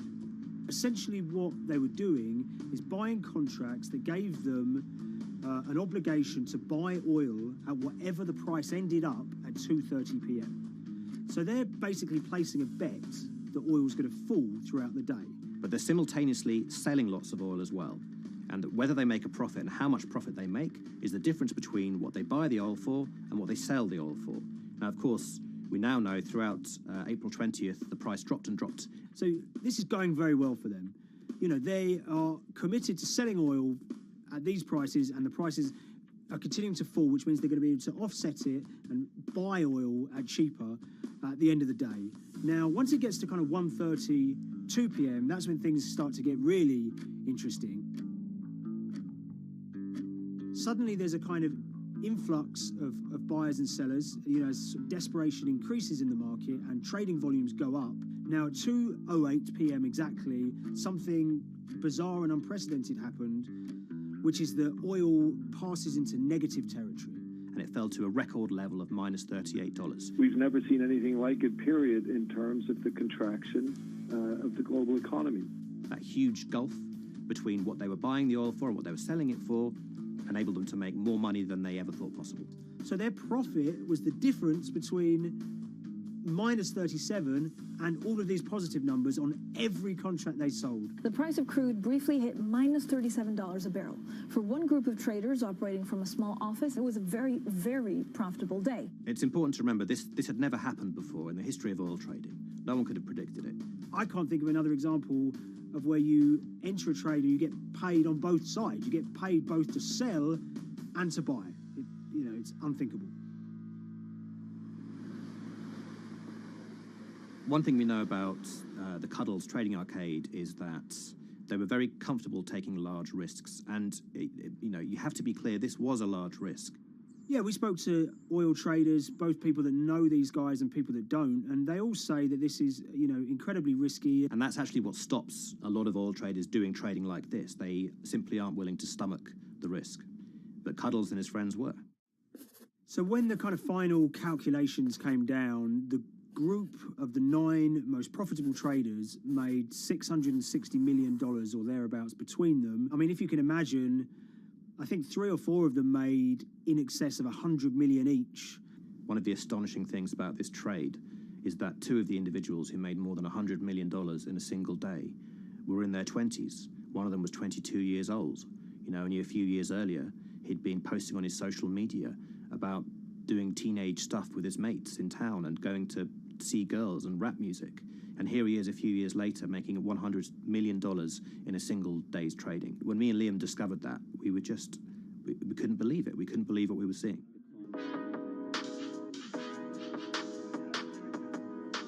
Oil trading is a zero-sum game. Anytime you're making money as an oil trader, someone else is losing it. Amongst the biggest losers were the investors in this Chinese fund, Crude Oil Treasure Fund. There were thousands of them, and they lost everything. Lots of people had put their savings into oil funds. They lost money that day. Big banks and brokers who sort of stand in the middle of trading parties, they lost money that day. And another interesting thing is that oil-producing countries like Kuwait or Canada, they sell oil as an average of the WTI closing price over the preceding month. So the fact that one of those numbers in that average was minus 37 meant, if you can imagine, countries like Saudi Arabia and Kuwait potentially lost a couple of dollars on every single barrel of oil they sold that month. Vega Capital's traders made such an extraordinary sum of money that it was inevitable there would be some scrutiny of what they did. But it wasn't just the sums of money they made. In the vital half an hour before the settlement price was set, they were by far the biggest sellers of oil futures in the market, which is an incredible thing to think about when you consider that the other participants in that oil market are going to be the world's biggest banks, oil majors, BP and Shell, and here you have a group of 9 guys in Essex who are having this significant influence over a global market for oil. I mean, I think you have to assume that if these guys had made $7 million or $10 million, they probably would be celebrating in Essex right now. But the fact that they made closer to $700 million has meant that they are facing understandable scrutiny. We wrote individually to all the Vega traders who did exceptionally well that day, and we got a letter in response from a law firm representing the group.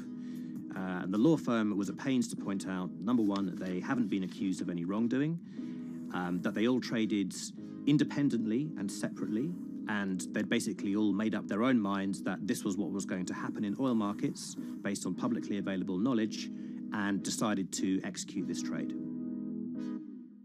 What I love about these stories is there's a real variance of opinion, and some people will look at what happened and think that must be dodgy. They all traded at the end of the day. They all made a huge amount of money while all these people lost. That's shocking. But lots of people say these guys are at acute disadvantage. They're in a market that's inhabited by, huge technology-driven funds and firms and oil giants that have got all the advantages in the world, and when you get a bunch of Essex geezers who essentially beat the market and find a way to make a huge amount of money, they should get a pat on the back, really, because that's the dream. Since this happened, a lot of the guys have stopped trading the monthly settlements that they've done so well at in the past. Several of them have set up new companies. They've essentially gone very quiet. Any kind of social media presence they had is kind of closed down. By all accounts, they're, waiting this out. It's certainly too early to try and predict how the regulatory investigations are going to pan out. We just don't know. There's a number of potential outcomes for these guys. Potential punishments if there are any findings of manipulation against Vega or anyone affiliated with it might be you could be fined, you could be banned from trading, and in the most extreme cases there have even been criminal prosecutions in the past of people who have been found to have been manipulating the settlement and misconduct related to trade at settlement. There are other outcomes too. One obvious one is going to be that they're able to walk away from this life-changing trade with all the money that they made and celebrated as heroes in the trading community. That they'll go down as legends.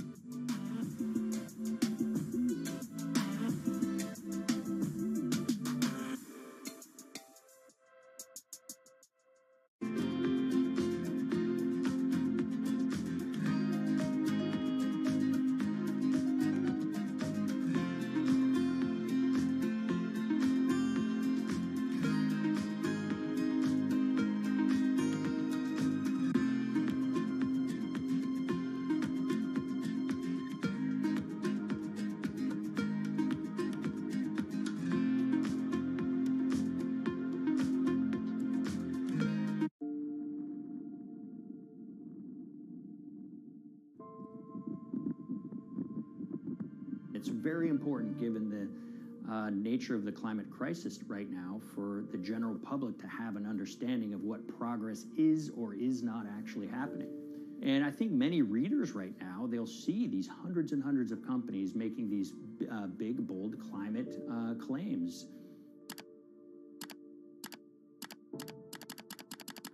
And they would be forgiven to think that we're well on our way to meeting the emission reduction trajectory we need to be on. And the reality of the matter is we're just not on that trajectory. And a key reason for this sort of disconnect is the use of offsets that aren't doing what they claim to be doing. We have a massive potential for sort of willful blindness. We can convince ourselves of things regardless of what the facts are. And so that's what tends to happen in these cases. It's not that anybody is setting out to commit climate fraud. They sort of walk themselves into a situation and they convince themselves of one thing, and that allows them to convince themselves of another thing. But at the end of the day, they're doing something that makes no sense at all.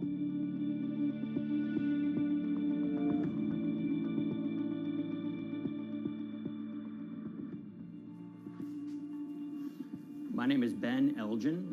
I wrote the story about how the billion-dollar market for carbon offsets is setting back the fight against climate change. So one of the challenges in reporting on carbon offsets and trying to figure out what's going on is really finding good experts who have been steeped in this marketplace and are willing to candidly talk about it. One of the best people for this is a fellow named Mark Trexler, and I've been talking to him for more than a decade. My name is Mark Trexler. I've worked in climate change for the last 30 years. I was actually hired by the World Resources Institute in Washington to work on the first carbon offset project in 1988. In terms of defining a carbon offset, one of the beauties, so to speak, of greenhouse gases, sort of the silver lining of greenhouse gases, when you put up a molecule of CO2 into the atmosphere, it can be anywhere in the planet in 7 days. And therefore, if there's an option to reduce emissions on the other side of the planet, and you can do that very cheaply as compared to doing it in your factory, for example, then why not pay that person, that factory on the other side of the planet to reduce their emissions? Then you are, in a sense, offsetting your emissions, and the atmosphere doesn't really see your emissions anymore. So carbon offsets have been around for quite some time, and they were actually key with these international climate agreements, such as the Kyoto Protocol, which mandated the wealthiest countries reduce their greenhouse gas emissions. The treaty was signed on the 11th of December, 1997. Decided. The business community in general saw carbon offsets as a huge opportunity to comply with whatever policies and measures might be coming down the pike on climate change much more cost effectively. We've seen a huge surge in companies making big proclamations about how they're going carbon neutral or zeroing out all of their carbon emissions. We're going to reduce our carbon footprint to net zero. Unilever is committing to net zero emissions. We can achieve a net zero emissions world. We began looking at these corporate claims of dramatically reduced emissions, and we noticed so many of these companies were using carbon offsets to achieve these aims. And as we began to look at the carbon offset projects themselves, what we found is that the environmental benefits claimed by these companies are not actually what they seem to be.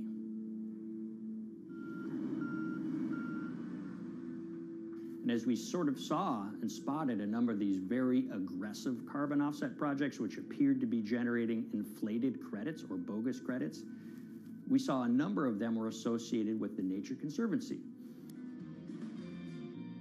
This surprised us. The Nature Conservancy is the world's biggest environmental group.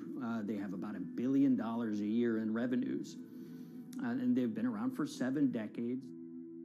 They've preserved about 125 million acres of land, and they've done so many good works over the years, and they've been very strong in terms of working with corporate partners. The Nature Conservancy has taken a different approach, a very pragmatic and pro-business approach. They will not go out and criticize a big polluter, but they're very happy to work with them. Some might say that, well, that's selling out, but others would say, and those at the Nature Conservancy would say, these companies have deep pockets. They can help fund important preservation work, and we have absolutely no problem working with them on this stuff.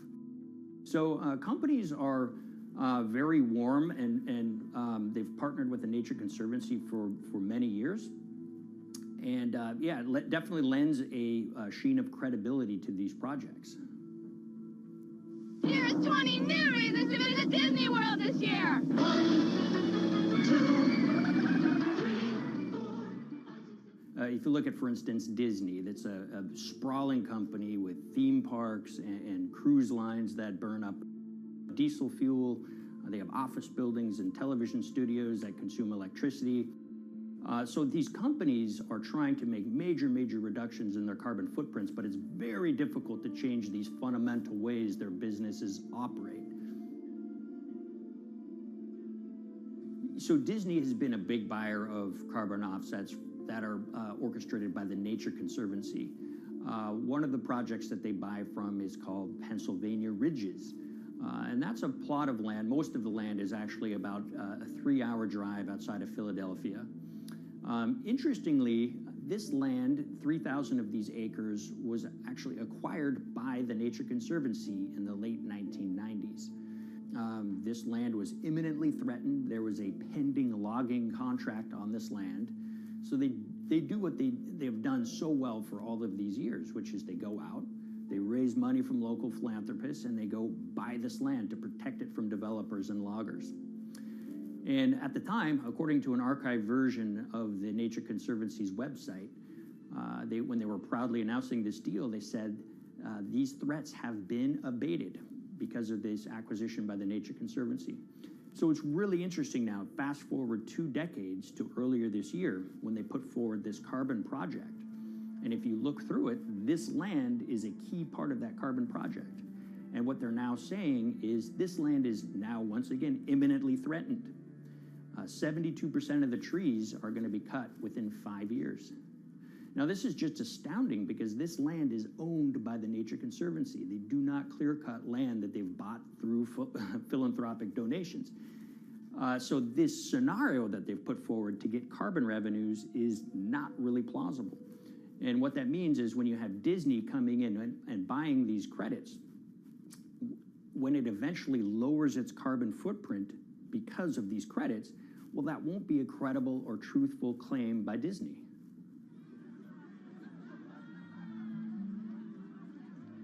So this is an organization that truly understands the threat of the issue of climate change and is wanting to do its part to address this.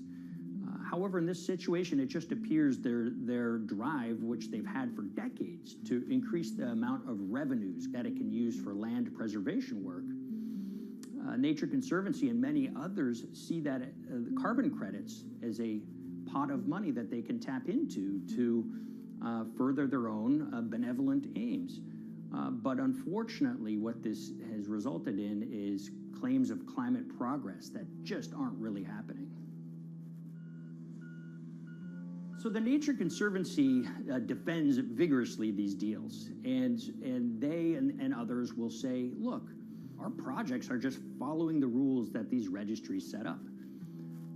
So some would also put some of the blame on the registries themselves because they're setting up the rules which allow these vapid projects to get up and sold.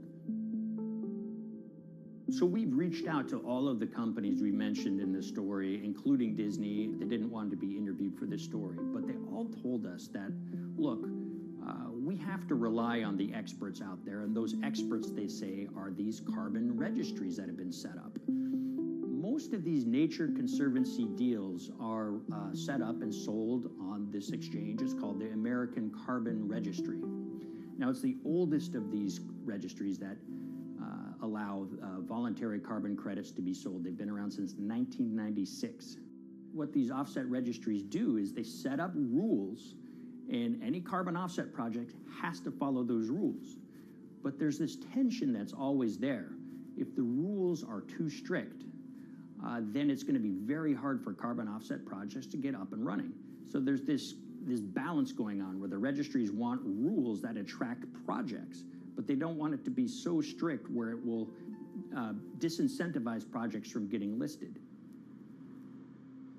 One of the challenges with designing carbon offset systems is that there are normally two people at the table. You have buyers and you have sellers. And to some extent, you have policymakers, but you know, the buyers and the sellers are really the ones with the expertise, with the incentive to really participate hard, make a lot of things happen.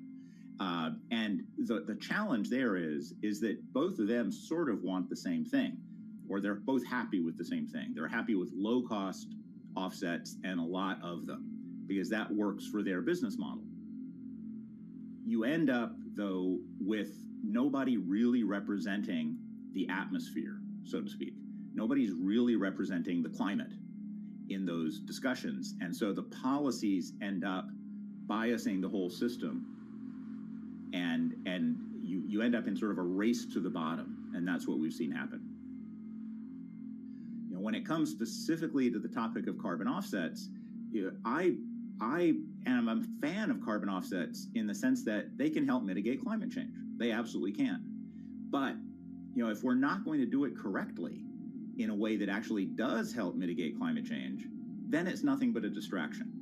And, you know, after 30 years, you have to start wondering, is it really just a distraction? And that's really unfortunate, but that's where we are. Ultimately, what needs to happen is systemic change. You know, we're sort of nibbling around the edges with some of these different things. We need to change how we produce energy. We need to change how we transport ourselves. We need to change what and how we eat. You know, we need systemic change associated with transitioning to a low carbon economy. A lot of what we're doing today is not promoting systemic change. It's sort of trying to stick your thumb in the dike to preserve the current system. And at the end of the day, that can't really work.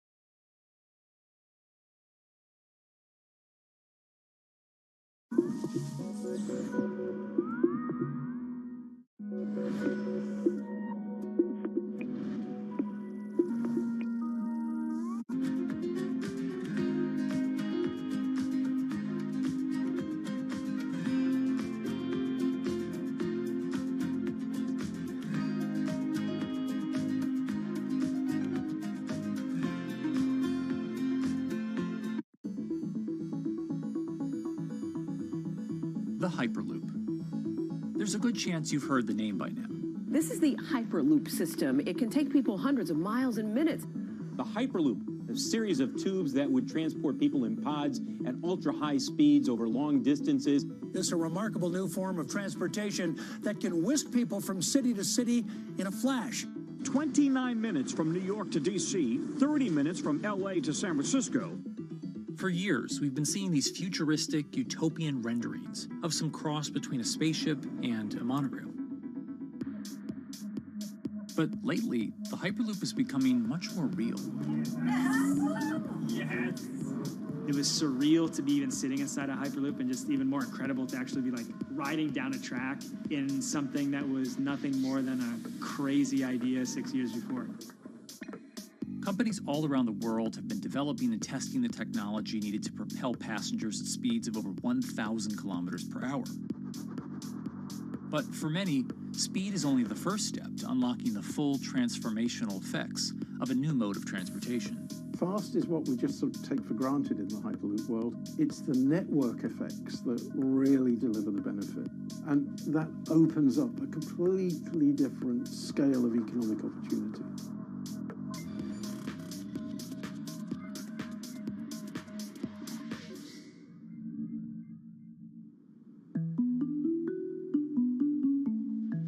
We've got planes, trains, automobiles, and boats for getting around Earth.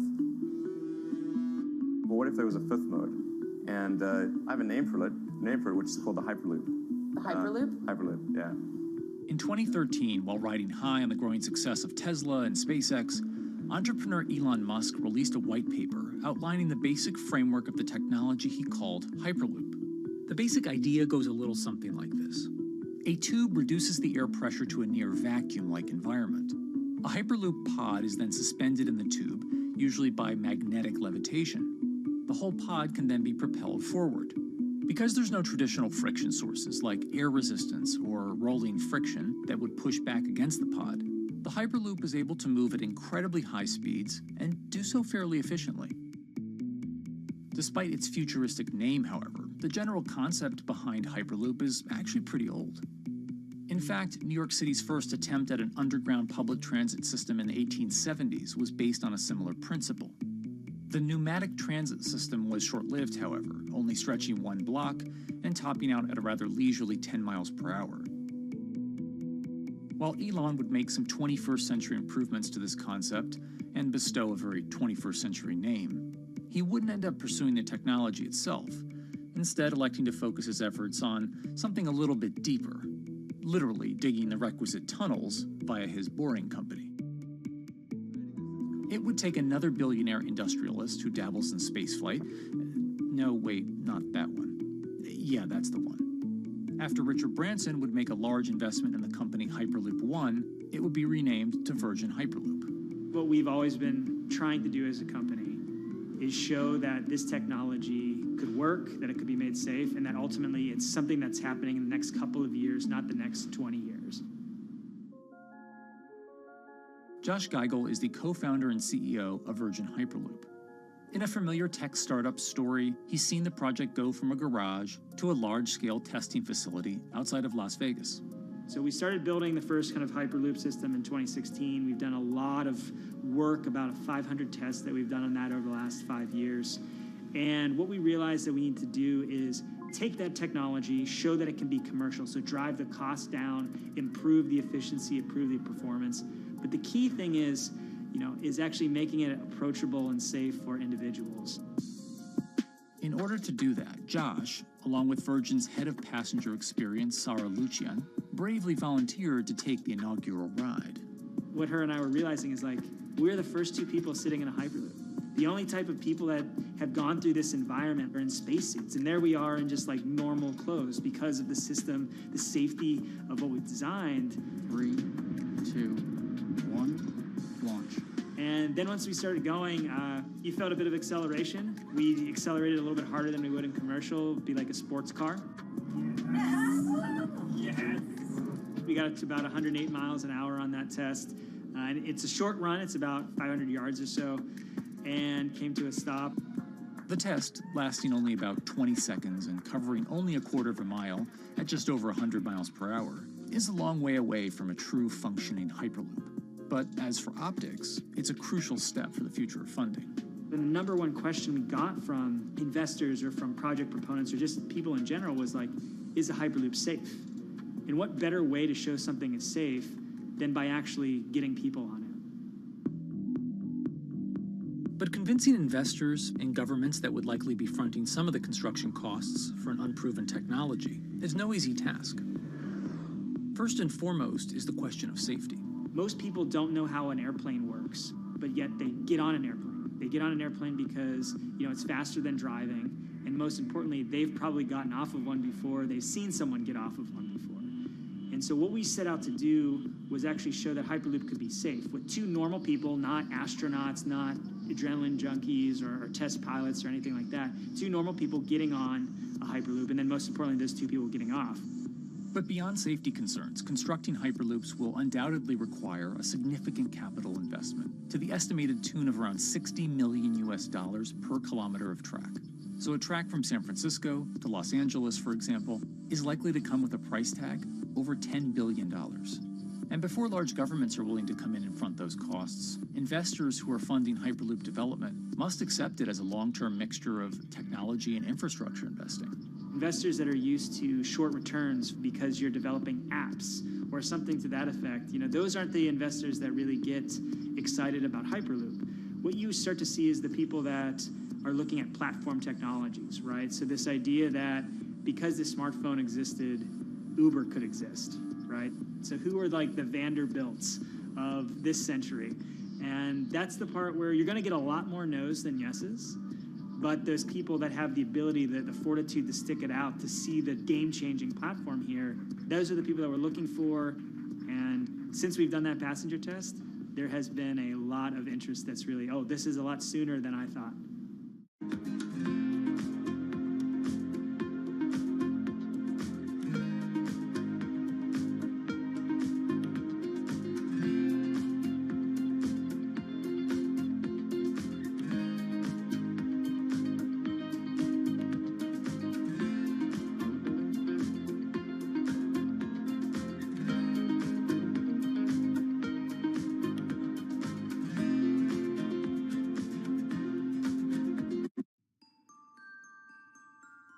Envisioning the ripple effects of what Hyperloop could achieve, though, is fairly challenging at this stage of development. It's fast, yes, but for point-to-point travel, traditional maglev trains can move pretty fast as well. And outside of China, South Korea, and Japan, even those haven't seen much adoption elsewhere due to the high costs and questionable profitability. The Shanghai line in China, for example, loses around $100 million every year. Hyperloop companies, however, believe they can offer something different than traditional railway lines.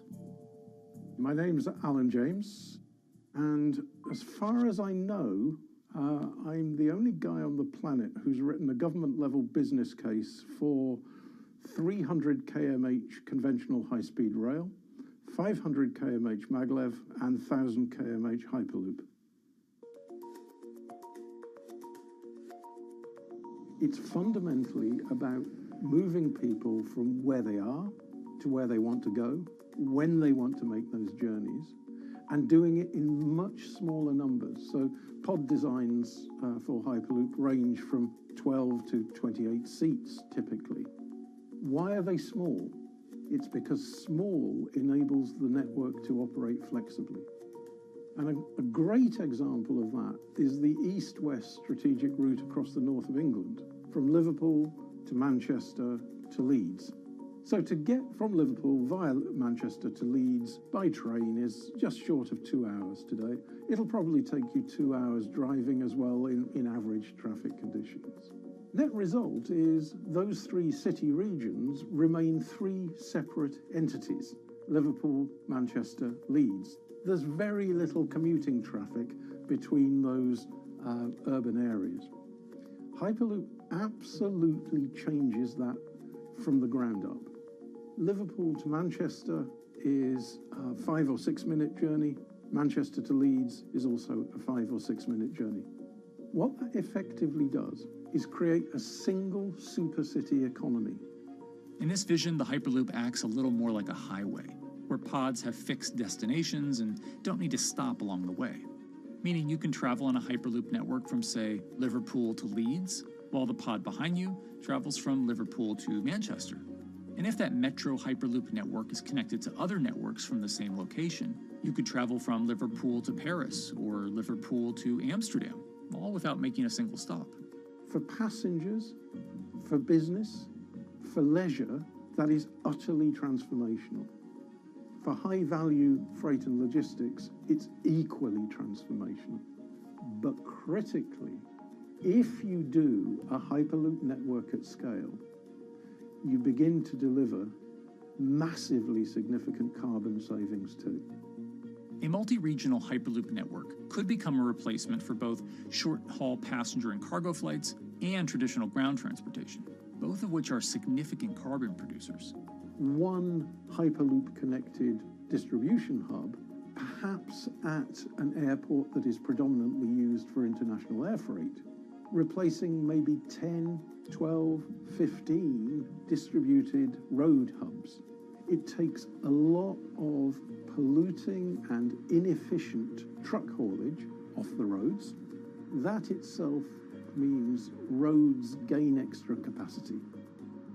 Hyperloops will still need to use electricity to both move pods and maintain the near-vacuum environment in the tube.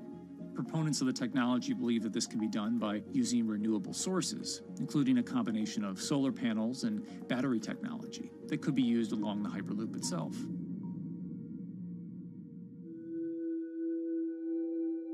But even with all multipliers of time and carbon emission savings that a Hyperloop network may provide, the investment capital required to actually build such a network becomes even more economically and politically daunting. Committing doesn't mean spending billions on day one. Committing means, how do we phase it?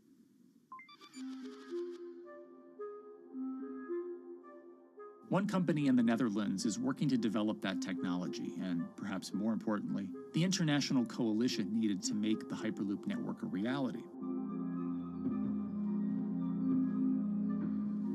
So we are here in Europe's first full-scale Hyperloop test facility, where we can already prove every conceptual technology of the Hyperloop.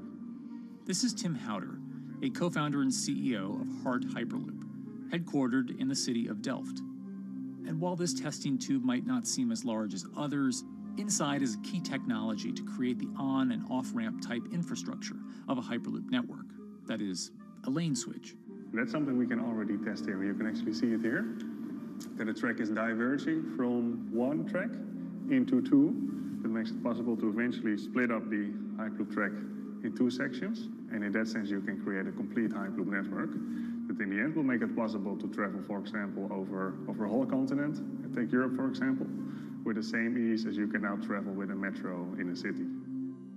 The nice thing about this magnetic levitation system that we've developed is that there's absolutely zero moving components in the track. So for example, if you have to do a lane switch, all you do is that the tube basically splits up, and statically the tracks also split up. And whenever the vehicle enters a switch, it either pulls itself to the right with its magnets, or it pulls itself to the left with its magnets.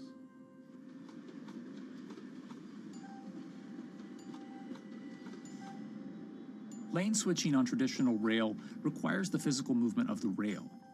Even modern magnetic levitation tracks use lane switching techniques in order to transfer trains from one track to another. And this is a very crucial element, because this is the thing that limits the capacity and, in the end, the usefulness of the rail network.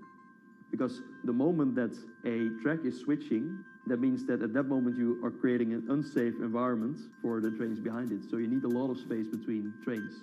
But in a Hyperloop, because you have no moving components in the track, all the vehicles can be much closer to each other. You can achieve a very high frequency and basically have your vehicles moving and merging in and out of the network very much like a highway.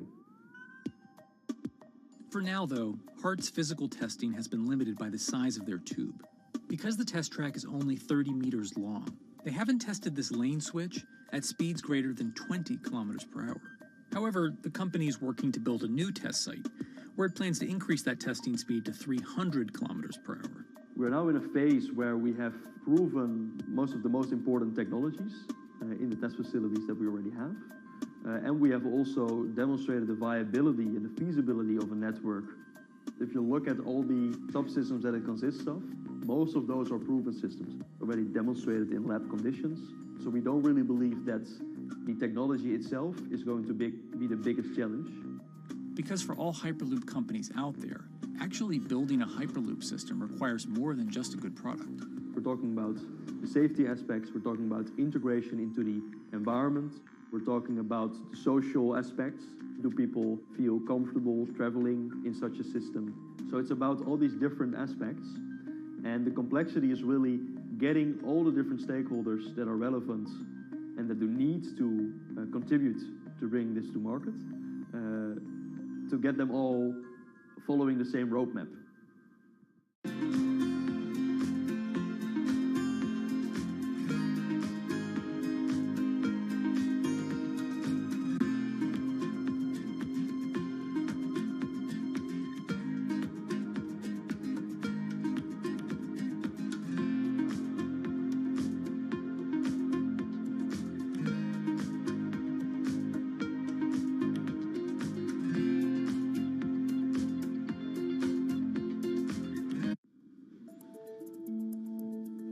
In order to help build this coalition of private and public interest in Hyperloop development, HART in 2018 partnered with other Hyperloop companies from Europe and Canada.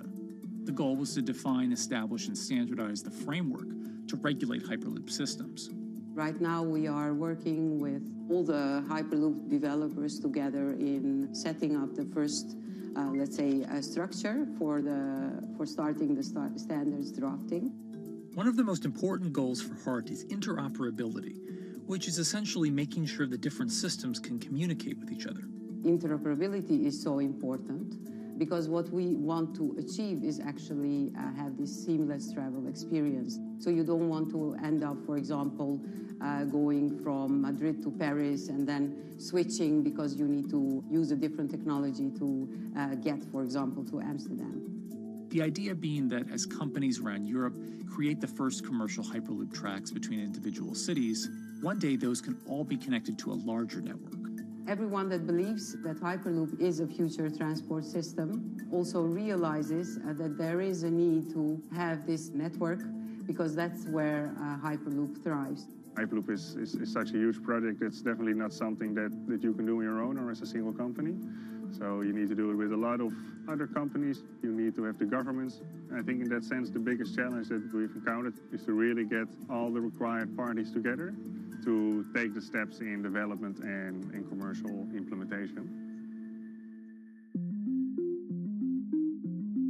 HART's next plan is to build the European Hyperloop Center, an open testing facility which will include a 2.6-kilometer test track. And the company hopes to test travel speeds there at up to 700 kilometers per hour. Virgin Hyperloop is also racing to construct the first commercial Hyperloop route, with projects in various states of development in India, Saudi Arabia, and the United States. Recently, the company announced plans to build a Hyperloop certification center in West Virginia, which will include a 6-mile-long test track. Proving the technology here will be crucial if Hyperloop networks can find a home among infrastructure investments that the Biden administration hopes to make. The idea that there's multiple Hyperloop companies, I think, is a redeeming aspect in the business. People really want to see something happen, so having multiple people move forward is good for that. I was struck when Josh and Sarah rode the pod.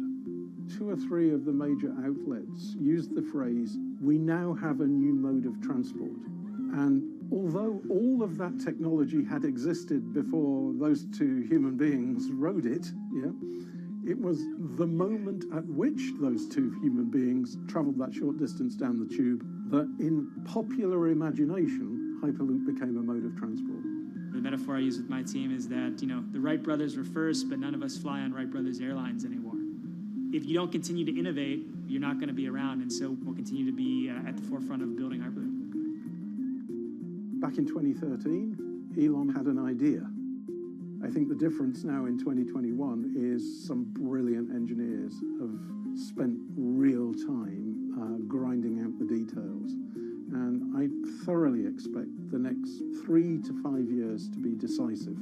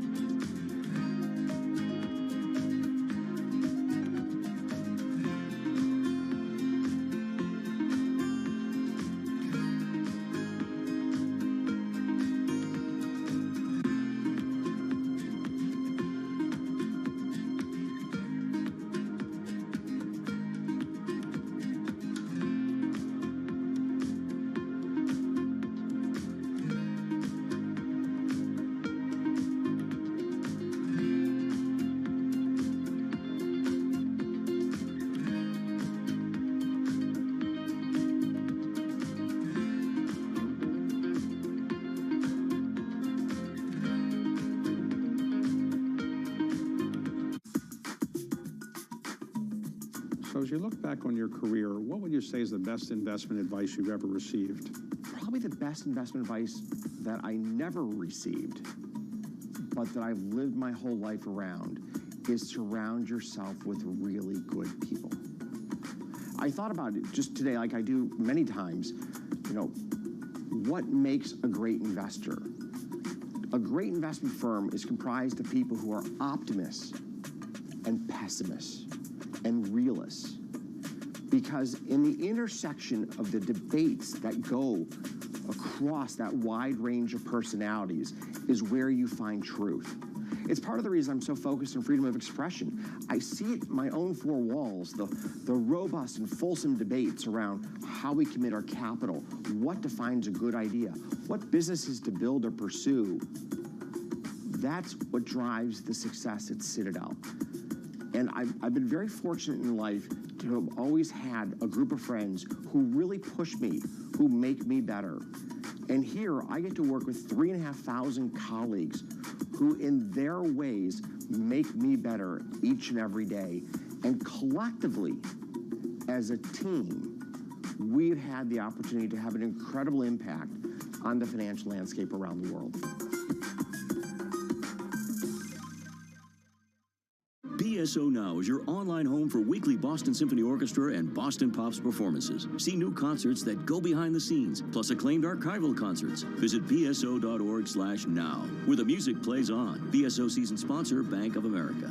Bloomberg UK, your source for news and analysis covering the biggest challenges facing the UK government, economy, financial services, and markets. Tax cuts should not be the priority. It's about a credible plan for growth over the next 2-3 years. In this post-Brexit world, how do you see actually servicing your clients? It was disruptive, and it's going to have implications to how capital raising works. Now we're having the perfect storm in the UK. Watch Francine Lacqua Thursdays at 9:30 a.m. only on Bloomberg, your global business authority.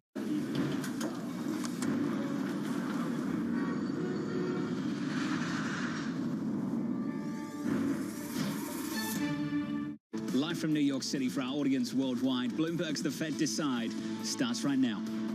This is a special edition of Bloomberg Surveillance with Tom Keene, Jonathan Farrell, and Lisa Abramowitz. Bloomberg Surveillance, The Fed Decides. begins right now on TV and radio for our audience worldwide. This is Bloomberg Surveillance. Good afternoon, good afternoon. Alongside Tom Keene and Lisa Abramowitz, I'm Jonathan Ferro. About 28 minutes away from potentially another rate hike from the Federal Reserve. Looking at an equity market that's positive by 0.4%. TK25, and then what is the pause around the corner? But in the statement, John, you're more interested in the statement. I'm more interested in the presser. We'll see the different nuances there, including our wonderful Michael McKee there as well. What I would suggest going in here is the stagginess of the last 48 hours, and you see it within the data checks we're going to do today.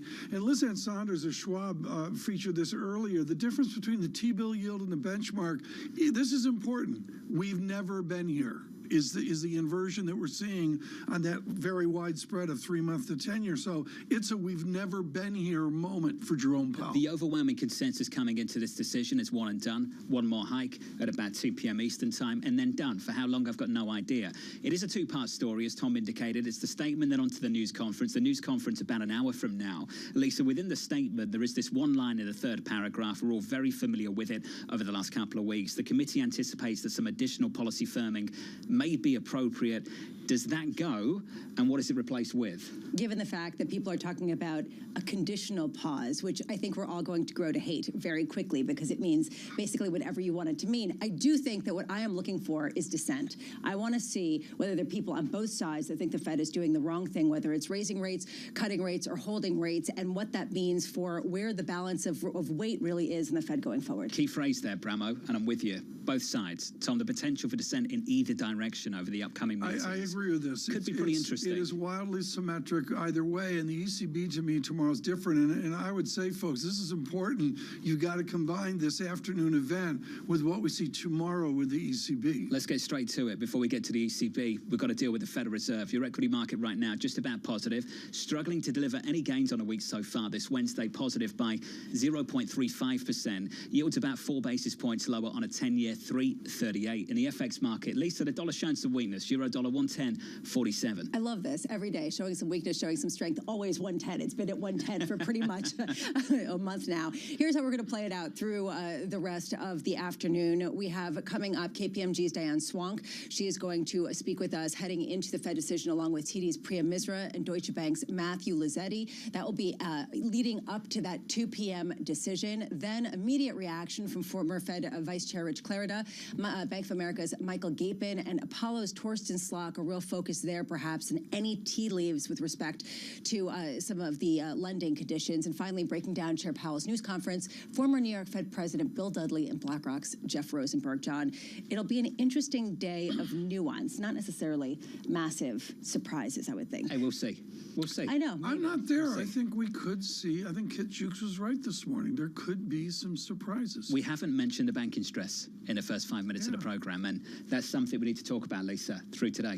And do they have some sort of insight into that? That's also another issue. Oh, they definitely have insight into it. They know to the minute the deposits and the balance sheets of 20 or 30 banks out there. And possibly some sort of preview of that senior loan officer opinion survey, which we're all really curious about. If they do, that's really what people are going to parse. They're going to make that data more regular. I feel like we've been talking about that for months. Did you just call that a barn burner?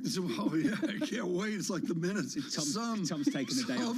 Some. TK's not going to be around May 8th. Several, a few loans. I mean, that's where we are. Diane Swank joins us now. Please. One of our favourites, chief economist over at KPMG. Diane, wonderful to start the programme with you. Let's start with a statement. It comes out in about 24 minutes. Most people expecting a rate hike. One, are you? And two, how do you expect the statement to change in about 20 minutes? Yeah, I think they do have to be nuanced, although nuance is the word of the day. That said, first, I think they have to leave the door open a crack to additional rate hikes, even though I think they intend to pause, and they hope this is the last rate hike of the cycle. The reason they're going to be leaving that door open just a crack is because we've got inflation that looks like, at best, it's moving sideways, and that's not enough for the Federal Reserve. I think we also could see a dissent at this meeting. Austin Goolsbee has sort of staked out his ground on this already. This will be the third official meeting that he votes at, and And I think one of the things he's very concerned about is that the tightening in the pipeline will do the heavy lifting for the Fed, and that they can't calibrate policy, and they don't want to go too far until they know more about that. And you're absolutely right, the discussion you had earlier, that they've already got a preview of not only what the deposit flows and leaving in and out are within the banks, but more importantly, that senior loan officer survey. They've been talking to everyone they know to find out how much credit market conditions are likely to tighten. Diane, a number of months ago, we had the most fascinating National Association for Business Economics meetings in Washington. I thought the debate was as vigorous as I've ever seen. The debate at the Fed, are they relying on theory or are they making it up as they go? Well, you know what? There's a little bit of everything in this. I think it's important to remember that there is no roadmap for where we're at. They are combating inflation. It is not 1994 where they preempted inflation and thought they could fine-tune the economy. So I think that's a really bad threshold for a soft landing. But I also think it's important that even though we're combating inflation, it's not the same as the inflation of the 1970s and 1960s, although they want to avert the mistakes of the era. And that seems to be their focus. And I think that's what is important is the majority of the Fed, there's a growing minority that are worried about how much they overshoot and that they can't calibrate a mild recession. And even mild recessions can be difficult to recover from. That said, this is a Fed that has put in their summer of economic projections enough of an increase in the unemployment rate to consider it a recession. And that's what they think is necessary to derail this inflation. I remember an entire month and a half ago, we were all really worried about the Fed possibly signaling some sort of issue in the regional banking sector, and then that spurring some concern. No one's talking about that. Diane, is the Fed concerned about the messaging of raising concerns about the regional banks, given that they want to express some confidence in their strength? They've been very consistent in terms of they want to stand behind how solid the whole overall banking system is, and their message has been very clear on that front. I don't think they're going to waver on that. That said, I think it is fair to assume that additional tightening in the pipeline will do much of the heavy lifting for them.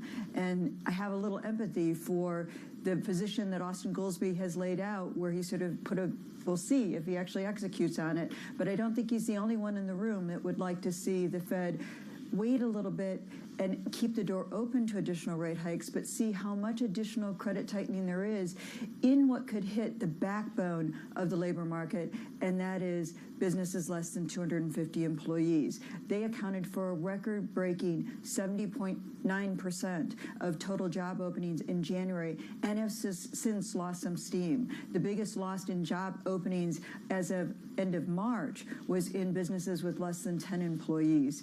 The important thing for the Fed is how rapidly does that credit tightening sort of act like a boa constrictor? Is it slow squeeze on the overall economy and slowly slow things down, or is it more abrupt? My guess is it's more like a boa constrictor at this point in time. Diana, unfair question.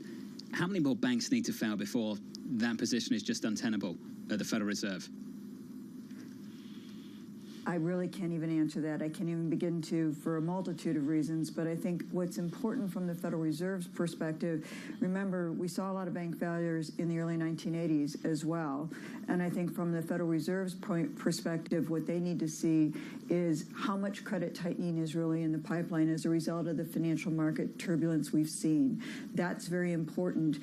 And what I'm concerned about is, although they're getting all the readings and they're going to get a preview to that May 8th senior loan officer survey, we still won't know what actually happens until it happens. This is a Fed that said it's data dependent. Data-dependent data is backward-looking. I think it's important that they take into account how much they think is going to come in terms of rate hikes. And the question I would ask Chair Powell is, how much do they think credit tightening in the system already in the pipeline is likely to be equivalent to in terms of Fed fund rate hikes? He said sort of about 0.5% at the last meeting. That's a question to ask him. Diane's brutal. I mean, she's worse than McKee. Just teeing up a news conference. She's just, I mean, I hope everybody's at the news conference. Leisman's over there. What did Diane say on Bloomberg? That's a brilliant question. Of course. You know. As is everyone else. Diane, thank you. You're going to stick with us, I'm pleased to say. Diane Swank of KPMG. TK, the decision about 18 minutes away. And you mentioned this today. I don't remember the context, but you parsed that the economy is small business as well. And Diane Swank was absolutely brilliant there on the smallness. Employees of 10, 20, 30, they're working off charge cards. They're working off maybe a loan that's three months behind. I think the tensions out there, to Goolsby's point, are a little bit greater than the macro babble you're hearing at Bloomberg. Fantastic conversation coming up. Diane Swank, TD's Priya Misra, Deutsche Bank's Matt Lazzetti, with your Federal Reserve decision about 17 or 18 minutes away. The news conference follows that about 30 minutes afterwards. Your equity market, slightly positive. This is Bloomberg.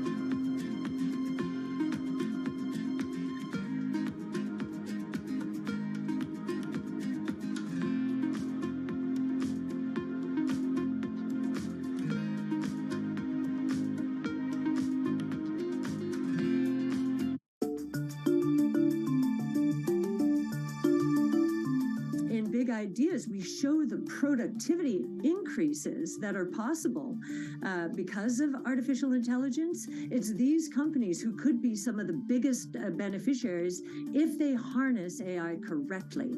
I think a lot of people are looking for the killer app, like they look like these viral apps that the internet delivered. The killer app for artificial intelligence is productivity gains, and any company does not harness it is probably not going to be one of the big winners out there. And just one other thing on AI. The real winners here are going to be those companies that have proprietary data and have lots of it, have the best domain expertise, best AI expertise, the best pools of high quality data to basically create new businesses.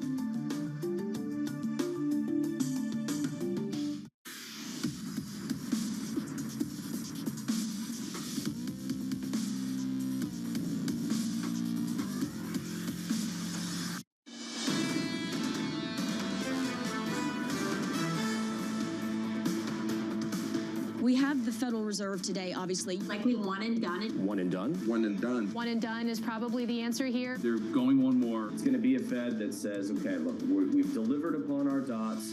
We remain data dependent. They have said that they're very data dependent. Seems like they're very focused on lagging indicators. The Fed has its credibility at stake here.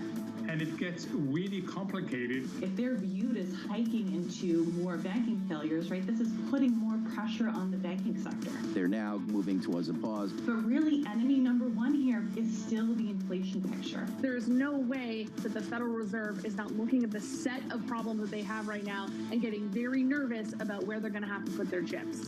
One and done. This is the countdown to the Fed decision on Bloomberg TV and radio. I'm Jonathan Ferro alongside Tom Keene and Lisa Brown. It's about 15 minutes away with the market shaping up as follows. The problem for this Federal Reserve is they say pause and this market hears cuts.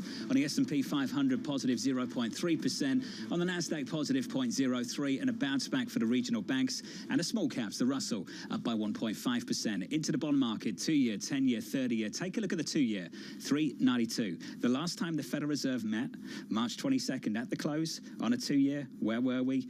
3.93. Oh, nothing's happened. Nothing's happened between then and now. Looking at the 10-year, down 5 basis points, 3.37. And just to wrap things up in foreign exchange, Bramo, looking at the single currency, the euro, guess where? Yeah. Go on, guess. 110. Something Let's like guess. that. Yeah, Something it's like pretty that. much. 110 Honestly, 110. Can I just say, Diane Swank was saying, will Fed policy act like a boa constrictor? And I'm thinking about that as really being a perfect analogy. Is it a boa constrictor or is it a grizzly bear, right? Is it something that slowly contracts the economy, or is it come in with claws and just tear it apart? I don't know. I think that's really good. Slow. Maybe, and then all at once. Yeah. Perhaps. This is important. No, this is no one knows. I know, but it's a good analogy. Diane Swank knows this, and so do Lazzetti and Misra as we bring them in. John, you're absolutely correct. It's slow, and ex post after the fact, and then they go with a vengeance because they're after the fact. Two easy things to say today. Yeah. Here's one. Okay, here's one. we're data dependent. I think that phrase is the greatest cop-out in Federal Reserve conversations I ever hear. I can think of a few others, but it's meaningless. Okay. And I'll tell you for a few reasons. Dependent on what data, and how much weight do you put on each data point? When you talk about the totality of the data, the balance between what and what? Now, are you looking at financials, the financial system, financial stocks, stress, the data from last week, CPI, unemployment, Hold on a second. payrolls? Public service announcement. What We is all that? have heard all of these phrases so many times just, that you know. I am completely with you, and I think it's But good. he's It's going well to taken. say it in 40 whatever minutes time. He's going to say we are data dependent. Everyone's going to go, he's data Yes, dependent. Lizzetti's going to go, are you kidding me? He's data dependent. Yeah. It's meaningless. It doesn't mean anything. They've all got their different interpretations of the data anyway. If they were truly data dependent in some kind of mechanical, objective way, they would all have the same view of monetary policy, wouldn't they? Except they don't.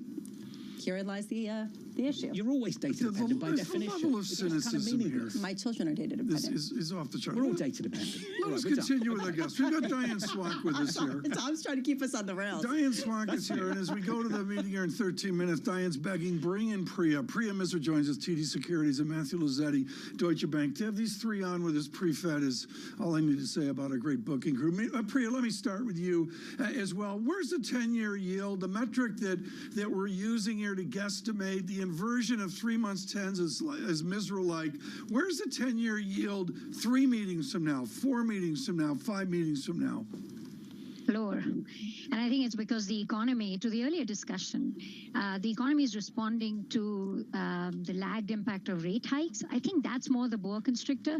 But then you've also got the grizzly bear, to use Lisa's analogy, because you've also got the banking sector that's in contraction. I think there has to be massive bank deleveraging. We're in the midst of that.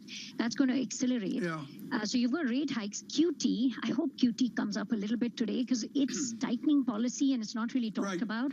So I think tight policy is going to slow things down. So we think the 10-year is going to be much lower. 3-4 meetings from now, we'll be talking about rate cuts and not just 100 basis points. I think a lot more. Just because of time period, I'm going to race to Matt Lizzetti. Or Matt, you've got the call of the year on a delayed recession. I guess we're finally to the Lizzetti slowdown, the Lizzetti recession as well. How restrictive are we right now? Diane Swank mentioned a number of minutes ago that we may be a lot more restrictive than we feel. How super restrictive are we? Yeah, I think one of the most important things that we heard from Chair Powell at the March meeting was all these financial conditions indices that ignore bank lending conditions should probably be ignored, that we really need to account for what's happening with bank lending conditions, the Fed Senior Loan Officer Survey, credit conditions. There, I'm hoping we'll get a good read from Chair Powell today, but the anecdotes that we had in the Beige Book were that you do have probably a meaningful tightening that is taking place there. On our broad financial conditions index, you are basically at the levels that you begin to see around recessions. And so I do think broad FCIs, when you incorporate bank lending conditions, are at levels that are actually pretty tight at the moment. Diane Swank brought up this issue of whether the Fed would answer any questions about how they measure the lag effects. And Matt, I'd love you to weigh in. Are you looking for something similar? Do we have a guide to understand how lagged the effects are and how quickly they're taking hold now? Yeah, I think the Fed has a bit of a tension here. I think for so long they were arguing that because of the forward guidance that they gave for how aggressive the tightening cycle was going to be, that they front-loaded a lot of the financial conditions tightening, and therefore they were not as behind the curve. Now I think they're in an environment where they want to emphasize that these lags are still to come and playing out over time. I think what we've seen, certainly over the past day or weeks or so, is that these stresses in the banking sector are likely still there. They're likely still coming. They're likely still tightening financial conditions as we look ahead. And that is, I think, the reason why we expect it to be the last rate hike of this cycle. And Diane, that is speaking about that as well. Priya, before we go back to Diane, I'm curious from your perspective about that idea, about the rate cuts and what the threshold to do that is. Is it a banking stress issue? And what is the threshold that's enough to get the Fed to act? I think the threshold to pause is actually not that high. The threshold to reverse policy with inflation remaining high, I think that is a high threshold. And I think the Fed is going to go into the easing cycle kicking and screaming. I think the threshold is a few months of negative payrolls, and we're far from that. Does that happen by December? We think yes, but I would say if it doesn't, they don't cut rates, and they're going to be nervous about the economy slowing down. But I think they'll really need to see, some slowdown in the economy is an intended consequence of Fed rate hikes. X and QT. So I think we need much sharper decline in the economy for the Fed to respond. This is not going to be a preemptive Fed into the easing cycle. I think it's going to be extremely reactive. What an interesting point, Dan. I'd love your view on that as well. Do you think the bar is higher for cuts or higher for the Fed to resume hiking again? I think the bar is higher for cuts, and I agree entirely with that. I think another important issue to think about here is the Federal Reserve said that they would raise rates and hold them.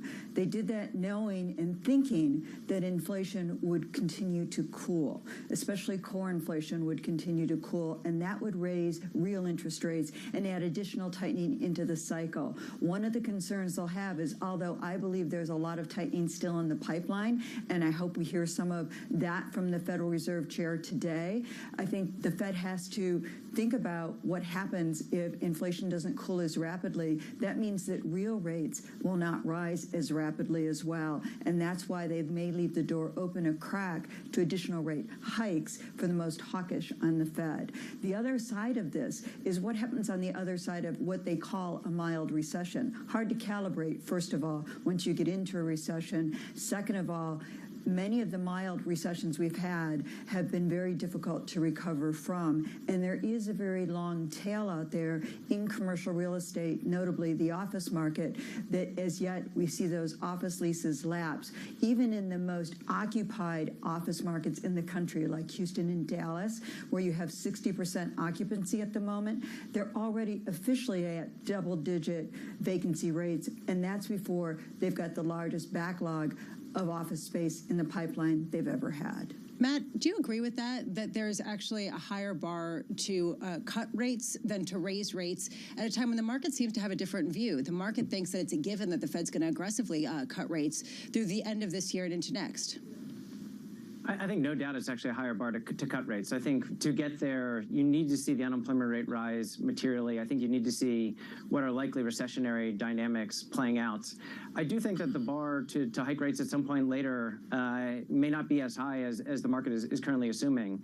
While we expect that you're going to see this tightening of credit conditions take place due to bank lending standards, it's still uncertain at the moment. We'll see what we get in the survey data, but so far it is, I think, still uncertain. And what we do see in the inflation data is resilience. It's been broad-based. We've seen core goods inflation pick back up. We've seen private rental estimates actually pick back up. And so I do think you're likely to be in an environment where inflation is sticky and the Fed is very heavily reliant on the credit conditions doing the work for them. Priya, you're monitoring the markets, and nothing's more out of whack, as I mentioned earlier, than the 3-month, 10-year spread. I guess it's not stochastic. It can go ever more inverted.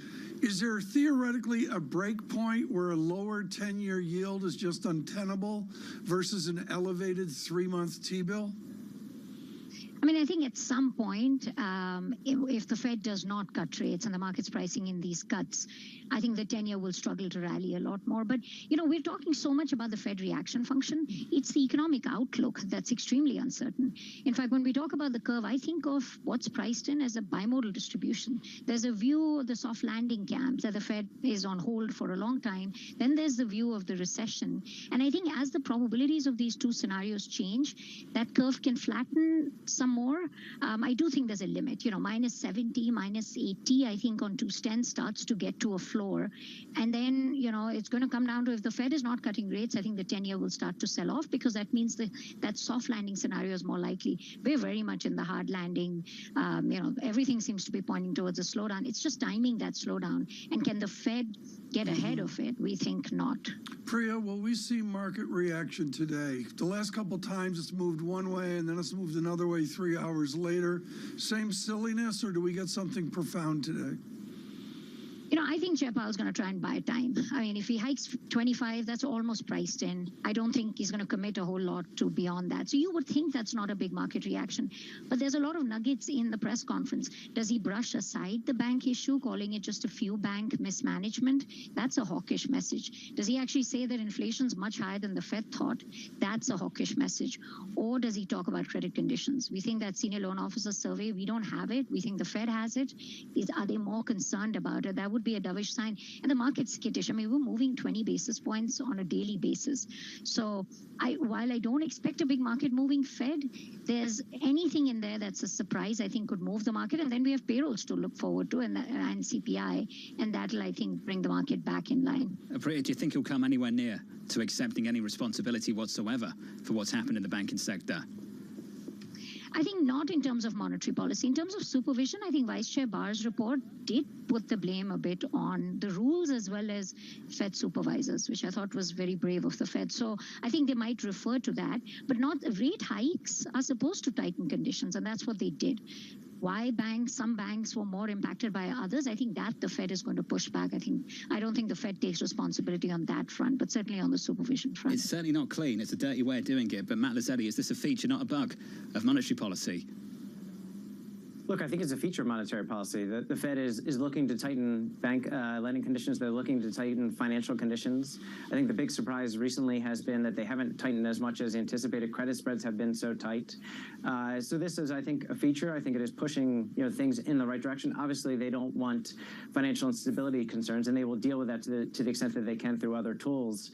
But tighter financial conditions, tighter credit conditions is a necessary condition for them to be able to achieve their dual mandate objective. Diane, I wanted to give you the final word going into the news conference, not just the decision about 2 minutes away. 30 minutes after that, Chairman Powell delivering that news conference. You gave us a bit of a tease earlier in the conversation, what you'd asked Chairman Powell. Can you elaborate on that, Diane? What you'd like to hear from the Chairman today?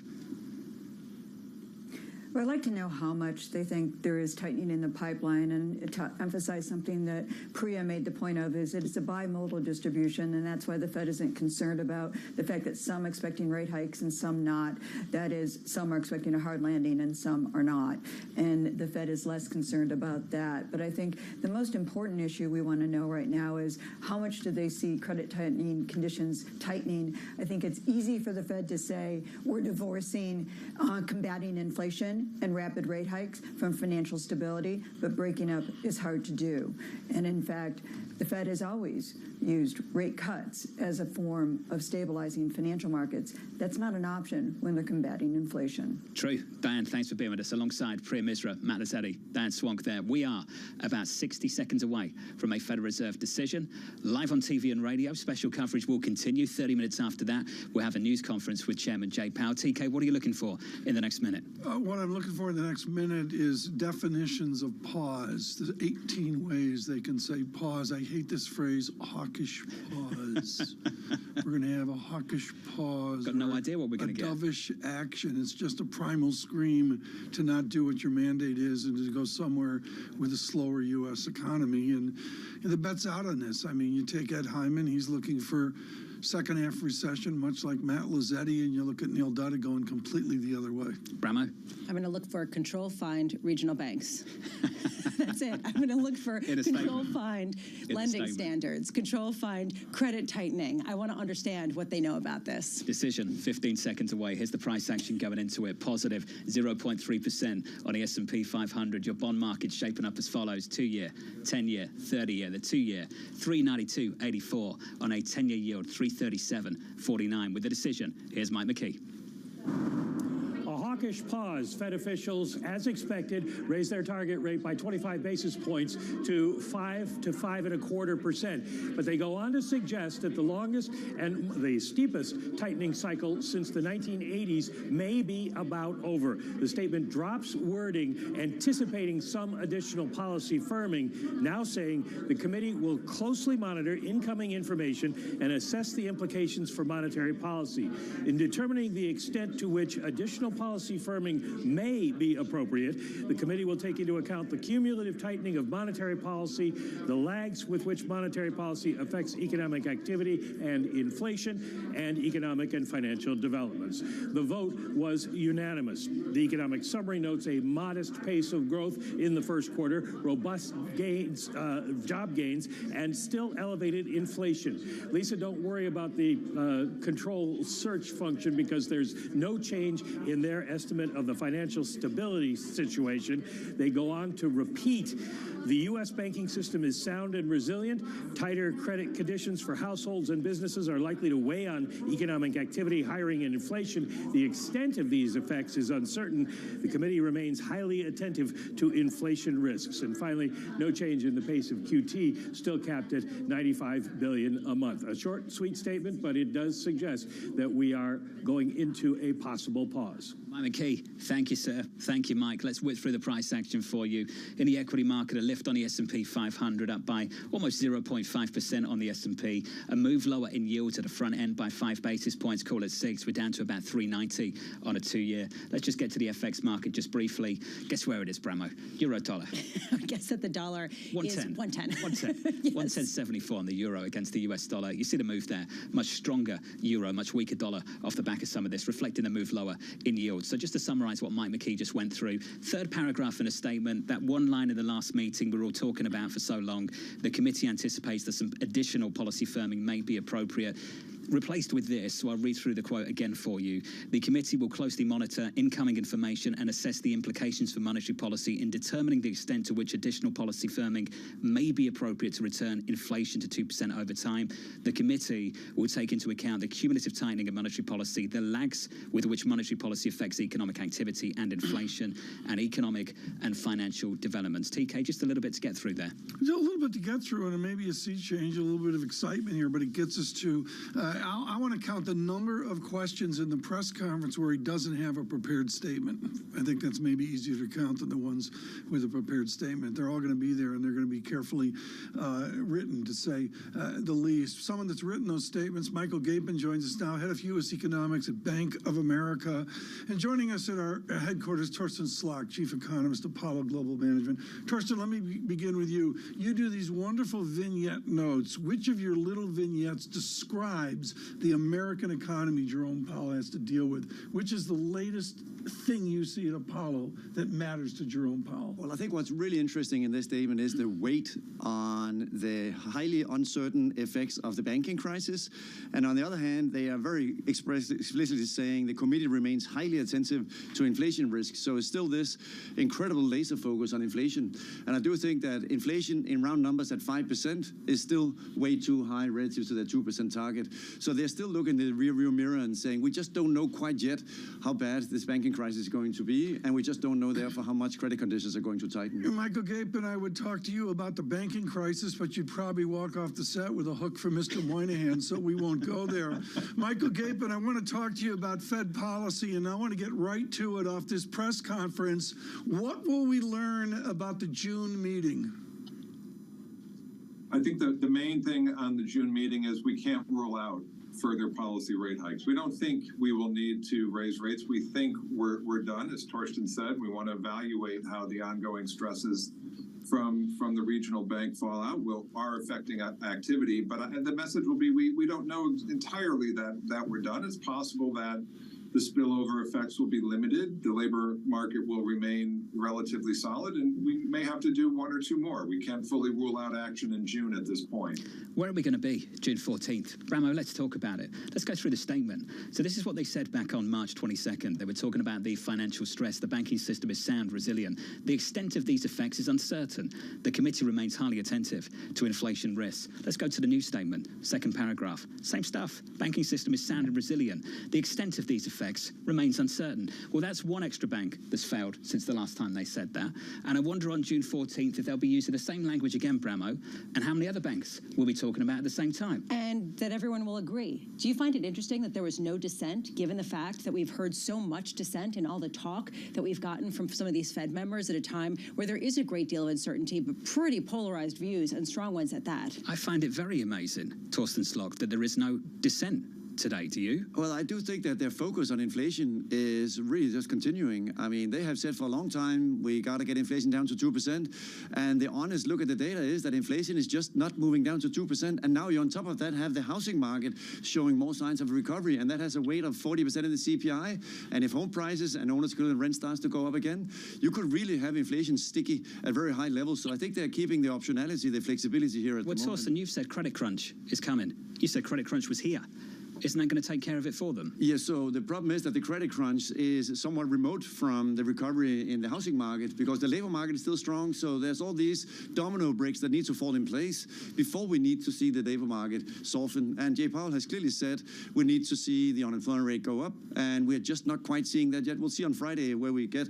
But you're absolutely right. There's a number of things that need to happen first, and it's all monthly data before we can come to the conclusion that things are truly slowing down, and therefore inflation is coming down to that target. Michael, can you weigh in on this? Basically, is the implication here that in the Fed's data, perhaps that we don't even see, the stresses in the banking system really are not that great, or it's really just been perhaps overblown by individuals like myself, and that actually the inflationary outlook is still the preeminent concern, even with the ability to possibly not raise rates? I think that's a fair characterization in the sense that the statement says it is still the preeminent risk. That doesn't mean they're not worried about banking system stresses. They certainly are. They will show up with the lag. They don't show up right away. Our work suggests it could be 2 to 3 quarters, certainly a shorter lag relative to policy rate hikes, but it's not instantaneous. So I think they're in this balancing act where the macro data is still pretty good on balance. They think they're going to get some excess tightening out of banking system stress. Until they know where that lands, inflation is still the #1 concern. I think that's what the statement's trying to balance at this point. Torsten, to Dan Swank's question, how do we measure the lag effects? Well, one data point we get next week, which is the Fed Senior Loan Officer Survey, is at least one very important observation in getting how bad was it actually here in the latest data. And meaning we already get some information about the second quarter telling us what are banks' willingness to lend. Did they tighten lending conditions to large firms, to small firms? Overall, that will be a very important, at least, step on the way to figuring out how severe this is. But it's very clear when you think about it. I mean, the 14th and the 16th bank in the U.S. having, unfortunately, to collapse and go under. I mean, 2 balance sheets of more than 200 billion. This is not just a small corner of the financial system. This is going to have a fairly significant impact. And as Michael was saying, the risks are that now financial conditions in the regional banks, of course, will tighten. And with the regional banks or the small banks making up 40% of all lending and 30% of assets in the banking sector, this is something that you should be quite worried about the downside risk for the macro. You know, every bank has a different fabric, Michael Gape, and I think Brian Moynihan loves the micro data of banking. With the reach you have at your institution, what's the temperature that you take of the banking into the real estate system? How does that work into your weekly note or what you're going to write off of this Fed meeting? I think if I could also just pivot a little bit off of what Torsten said there in terms of next week and the tightening and the Senior Loan Officer Survey. Does it stay focused on commercial real estate and C&I lending, or does it migrate into the consumer and, to your point, the residential real estate market? Because right now there is a bit of a split. It's tightening towards firms and commercial real estate, but not so much towards the consumer and residential mortgages. The consumer is on better footing. The housing market domestically is frozen in its tracks a bit, but the banking sector is still willing to lend into that sector on net. So I think that will be key to kind of gauge the downside effects or the outlook from my perspective. Second half of the program, so now time for your useless slogan number 2 of the program. It was data dependent previously. It is not 2008, which is the one that people love to say at the moment, Torsten. It is not 2008 because it makes you sound really intelligent, sophisticated. You lived it, and you know that this is not 2008. It means nothing. Every crisis is different. Of course it's not 2008. It's ridiculous to even have the conversation. It means nothing. We're always benchmarking to the extreme. Always. We do it with tech stocks. It's not 99, 2000. Except bad things still happen. It's not 2008. I find that slogan, that phrase, useless. Let's park it. You said it's important. It is still not good. Banks are failing. 1, 2, 3, 4. Throwing Credit Suisse, make it 5. How big is this problem? Yeah, so you're absolutely right. If you look at the CRE as a share of the economy compared to residential real estate as a share of the economy, it is small. In particular, CRE office is even smaller. But there are some indicators that are worse than in 2008. If you look at the University of Michigan question about what are your interests in buying a durable good, conditions good or bad, and the share of the population that's saying that things are bad because credit conditions are tight is now double at the level it was in 2008. So both for consumer credit conditions have been tightening, and the New York Fed also has a question where they ask households, have you been declined access to credit? That's at the highest level in a decade. So you also have, going back over the last 10, 15 years, that we have a situation, in particular when it comes to credit conditions, that things are not moving in the right direction. You could say, well, this is because the Fed is raising rates, but adding a banking crisis to the Fed raising rates is just creating this risk of a nonlinear slowdown. So, Mike, for a long time, the Federal Reserve has talked about acting ex post after the fact. Should they shift to ex ante, given essentially what's playing out before our eyes in the banking system? Not until they get more clear evidence that inflation's coming down, and therein lies their conundrum, right? It's their primary focus. They have to get inflation down to 2. They've got uncertainty to deal with, so they can't be too preemptive unless they're going to, they risk missing then on their inflation mandate. So yes, at some point they may have to be preemptive, but I don't think we're going to get that message now. Yeah, because by definition, data dependency is looking in the rearview mirror. So if you refuse to look out through the front mirror and not look at everything that's going on in front of you, you will, of course, focus on, as Michael is saying, on the past data and not so much on quantifying the very difficult issue we have in front of us. I keep thinking about the boa constrictor and the grizzly bear. We were talking earlier with Diane Swank about the boa constrictor just kind of tightening around the economy. Mike, how quickly can the economy just absolutely fall into a downward spin? Or are we so far away from that type of recession, that type of downturn, that just doesn't seem probable?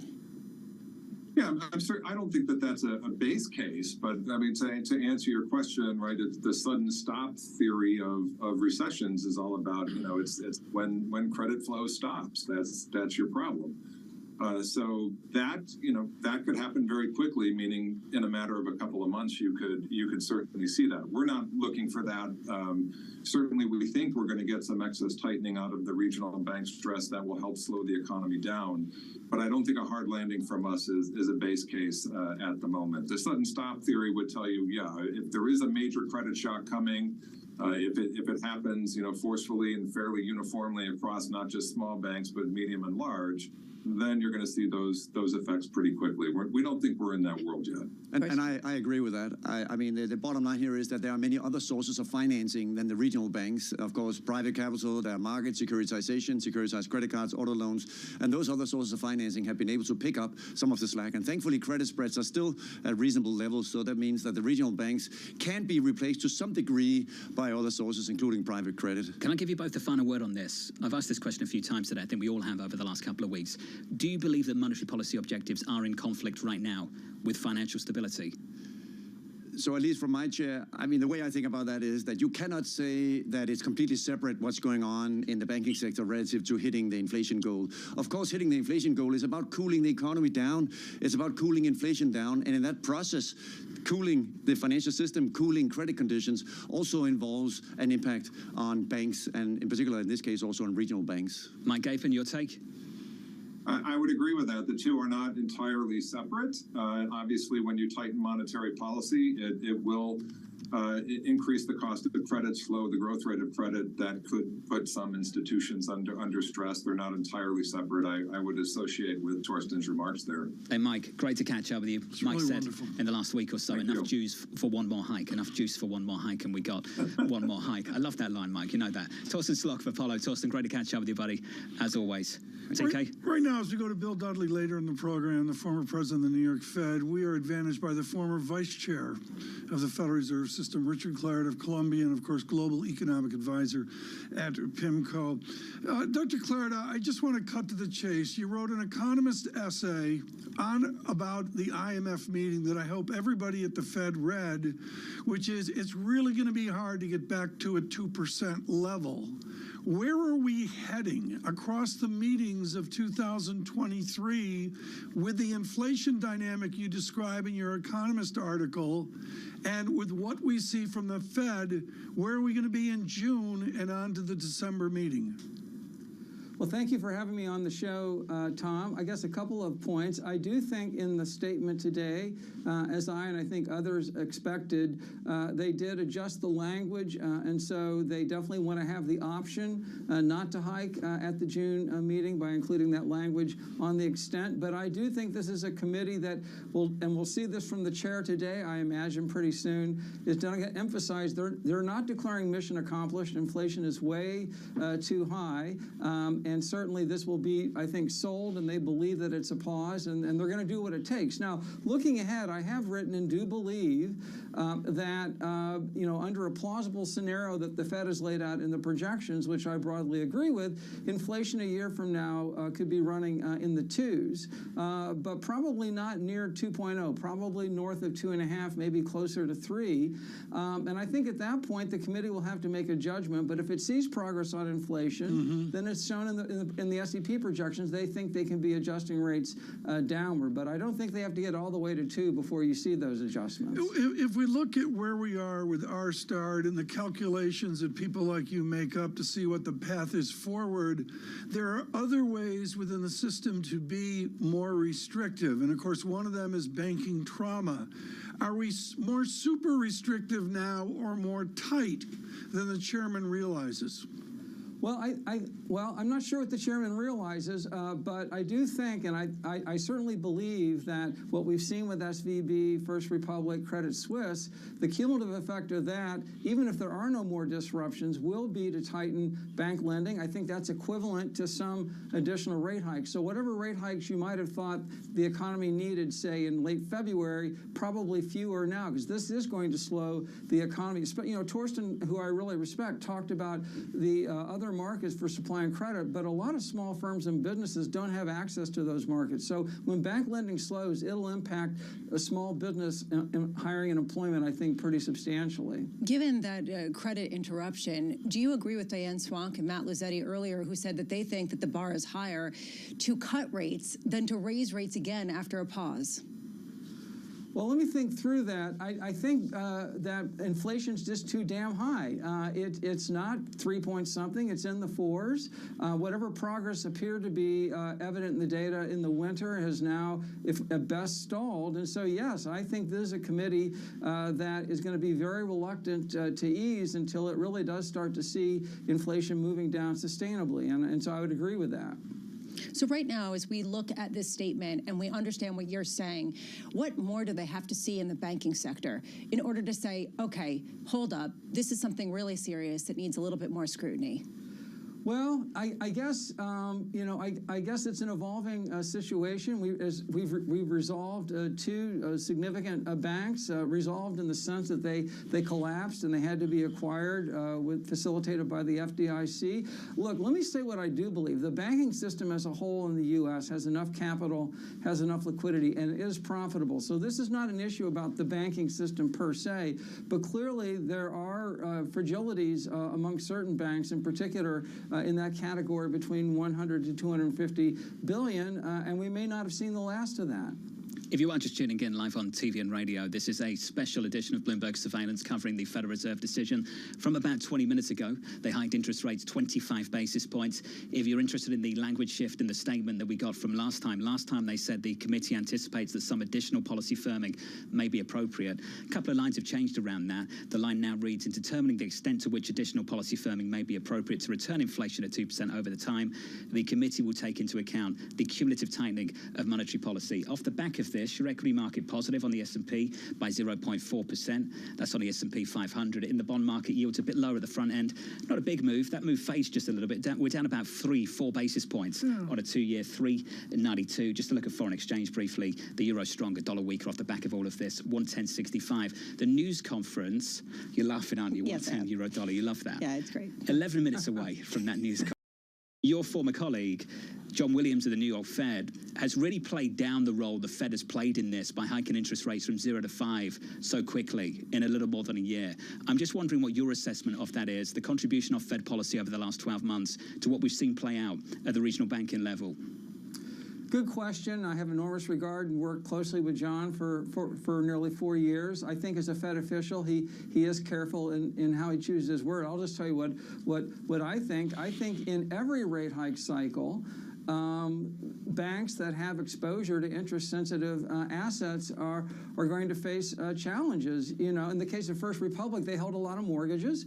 Mortgages get hurt when the rates go up. In the case of SVB, they held a lot of securities, and so I think banks do maturity transformation. They borrow short and lend long, and when bond yields go up a lot, some banks are going to be challenged, and so I just think it's an inevitable part of monetary policy. As I said, the banking system as a whole is sound, but banks that have big exposure to rising rates that they didn't hedge are not surprisingly going to get hurt. And I can ask you this because you're the monetary guy. If you're the regulation guy, I couldn't ask you this, Dr. Clarida, but for you it works, and with your experience and your public service to the country, it's real simple. Everybody's scared stiff. LIBOR's back to where it is. This new SOFR's back to where it is.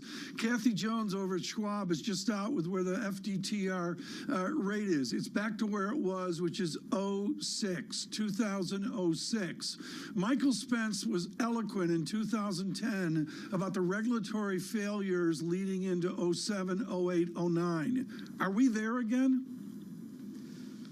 Tom, I don't think we're there. I don't believe we're there. What I will say is that, and I think the report that we got out of the Fed and the GAO, I certainly read both of them carefully, and clearly there were things that were missed, not so much in regulation, but perhaps in supervision. And I do think that we will see that changed pretty quickly, and certainly I think that would be a good idea. Rich, you know the Federal Reserve in your time there has been heavily criticized over the last few months regarding this issue. Can you share some of your experience in your time? Did these issues ever come up at board meetings that you attended around the names that have failed over the last 2 months? Were these flagged in any way, shape or form at the board level in DC? Well, let me just say this. I was surprised by both of these based upon my entire experience, and in particular, what I would say is there was a focus. It was in statute in 2018 that the Fed should tailor to the individual banks regulation and supervision. I think that certainly is important, but I think these reports do indicate that needs to be improved, and I think it will be improved, and it should be improved. I guess another way to ask this, Rich, is just whether this goes all the way up to Jerome Powell in terms of his oversight of individual regional bank regulatory exercises. In other words, is he somebody who would have known some of the granularities here, just to give us a window into what that process is? Yeah, I think I'll just leave my answer at that. Obviously, I've not been in the building for 15 months, and I'll just leave my answer at that. All right. Well, just to give you a sense. Show to a pause. Well, Rich, the reason why this is important is because people often think of these as independent items, right? You've got on one hand policy, and you definitely have an inflation problem. But John, you have to wonder if at a certain point you're kind of challenged if you have a regulatory mistake. I should Rich, say. I don't think we're going to let this go. You were there. You guys knew they were hiking aggressively. SVB's gone under. Signature Bank, First Republic, Silvergate. When you were hiking interest rates this aggressively at the Federal Reserve, was this on your radar? And Rich, if it was on your radar, why was nothing done about it in a sufficient way to prevent this from ultimately materializing? Well, I was there in 2018 when we hiked rates up to 2.5% and paused at that level. I continue to say, as I did earlier, when I got a similar question, the banking system as a whole is sound. It has a lot of capital and liquidity. And so at a top-down macroeconomic level, it certainly was not then a concern. Rich, what's so important here to John's question, and I know there was a pandemic and all of the estimation of the glide path of the great medical miracle of getting out of the pandemic, But a lot of cynics would be saying that well-meaning people have been basically practicing modern monetary theory with the Biden stimulus in whatever form it was, and now we're trying to extricate ourselves from it. How do we extricate ourselves from the Fed, the deficit, the debt ceiling, the other worries that our listeners and viewers have? What does he do in the press conference to help us extricate ourselves from this dilemma? Well, I think there are a lot of moving parts there. I think Jay Powell is going to focus on doing his job, keeping at it till the job is done, but being attuned and attentive and sensitive to what we're seeing in the financial system. And I don't expect him to move beyond that. But Tom, you are right. The thrust of your question, these are all related, and obviously they all impinge on monetary policy. This is the heart of the matter from the head of economics at Columbia University for so many years and what he did with Gertler.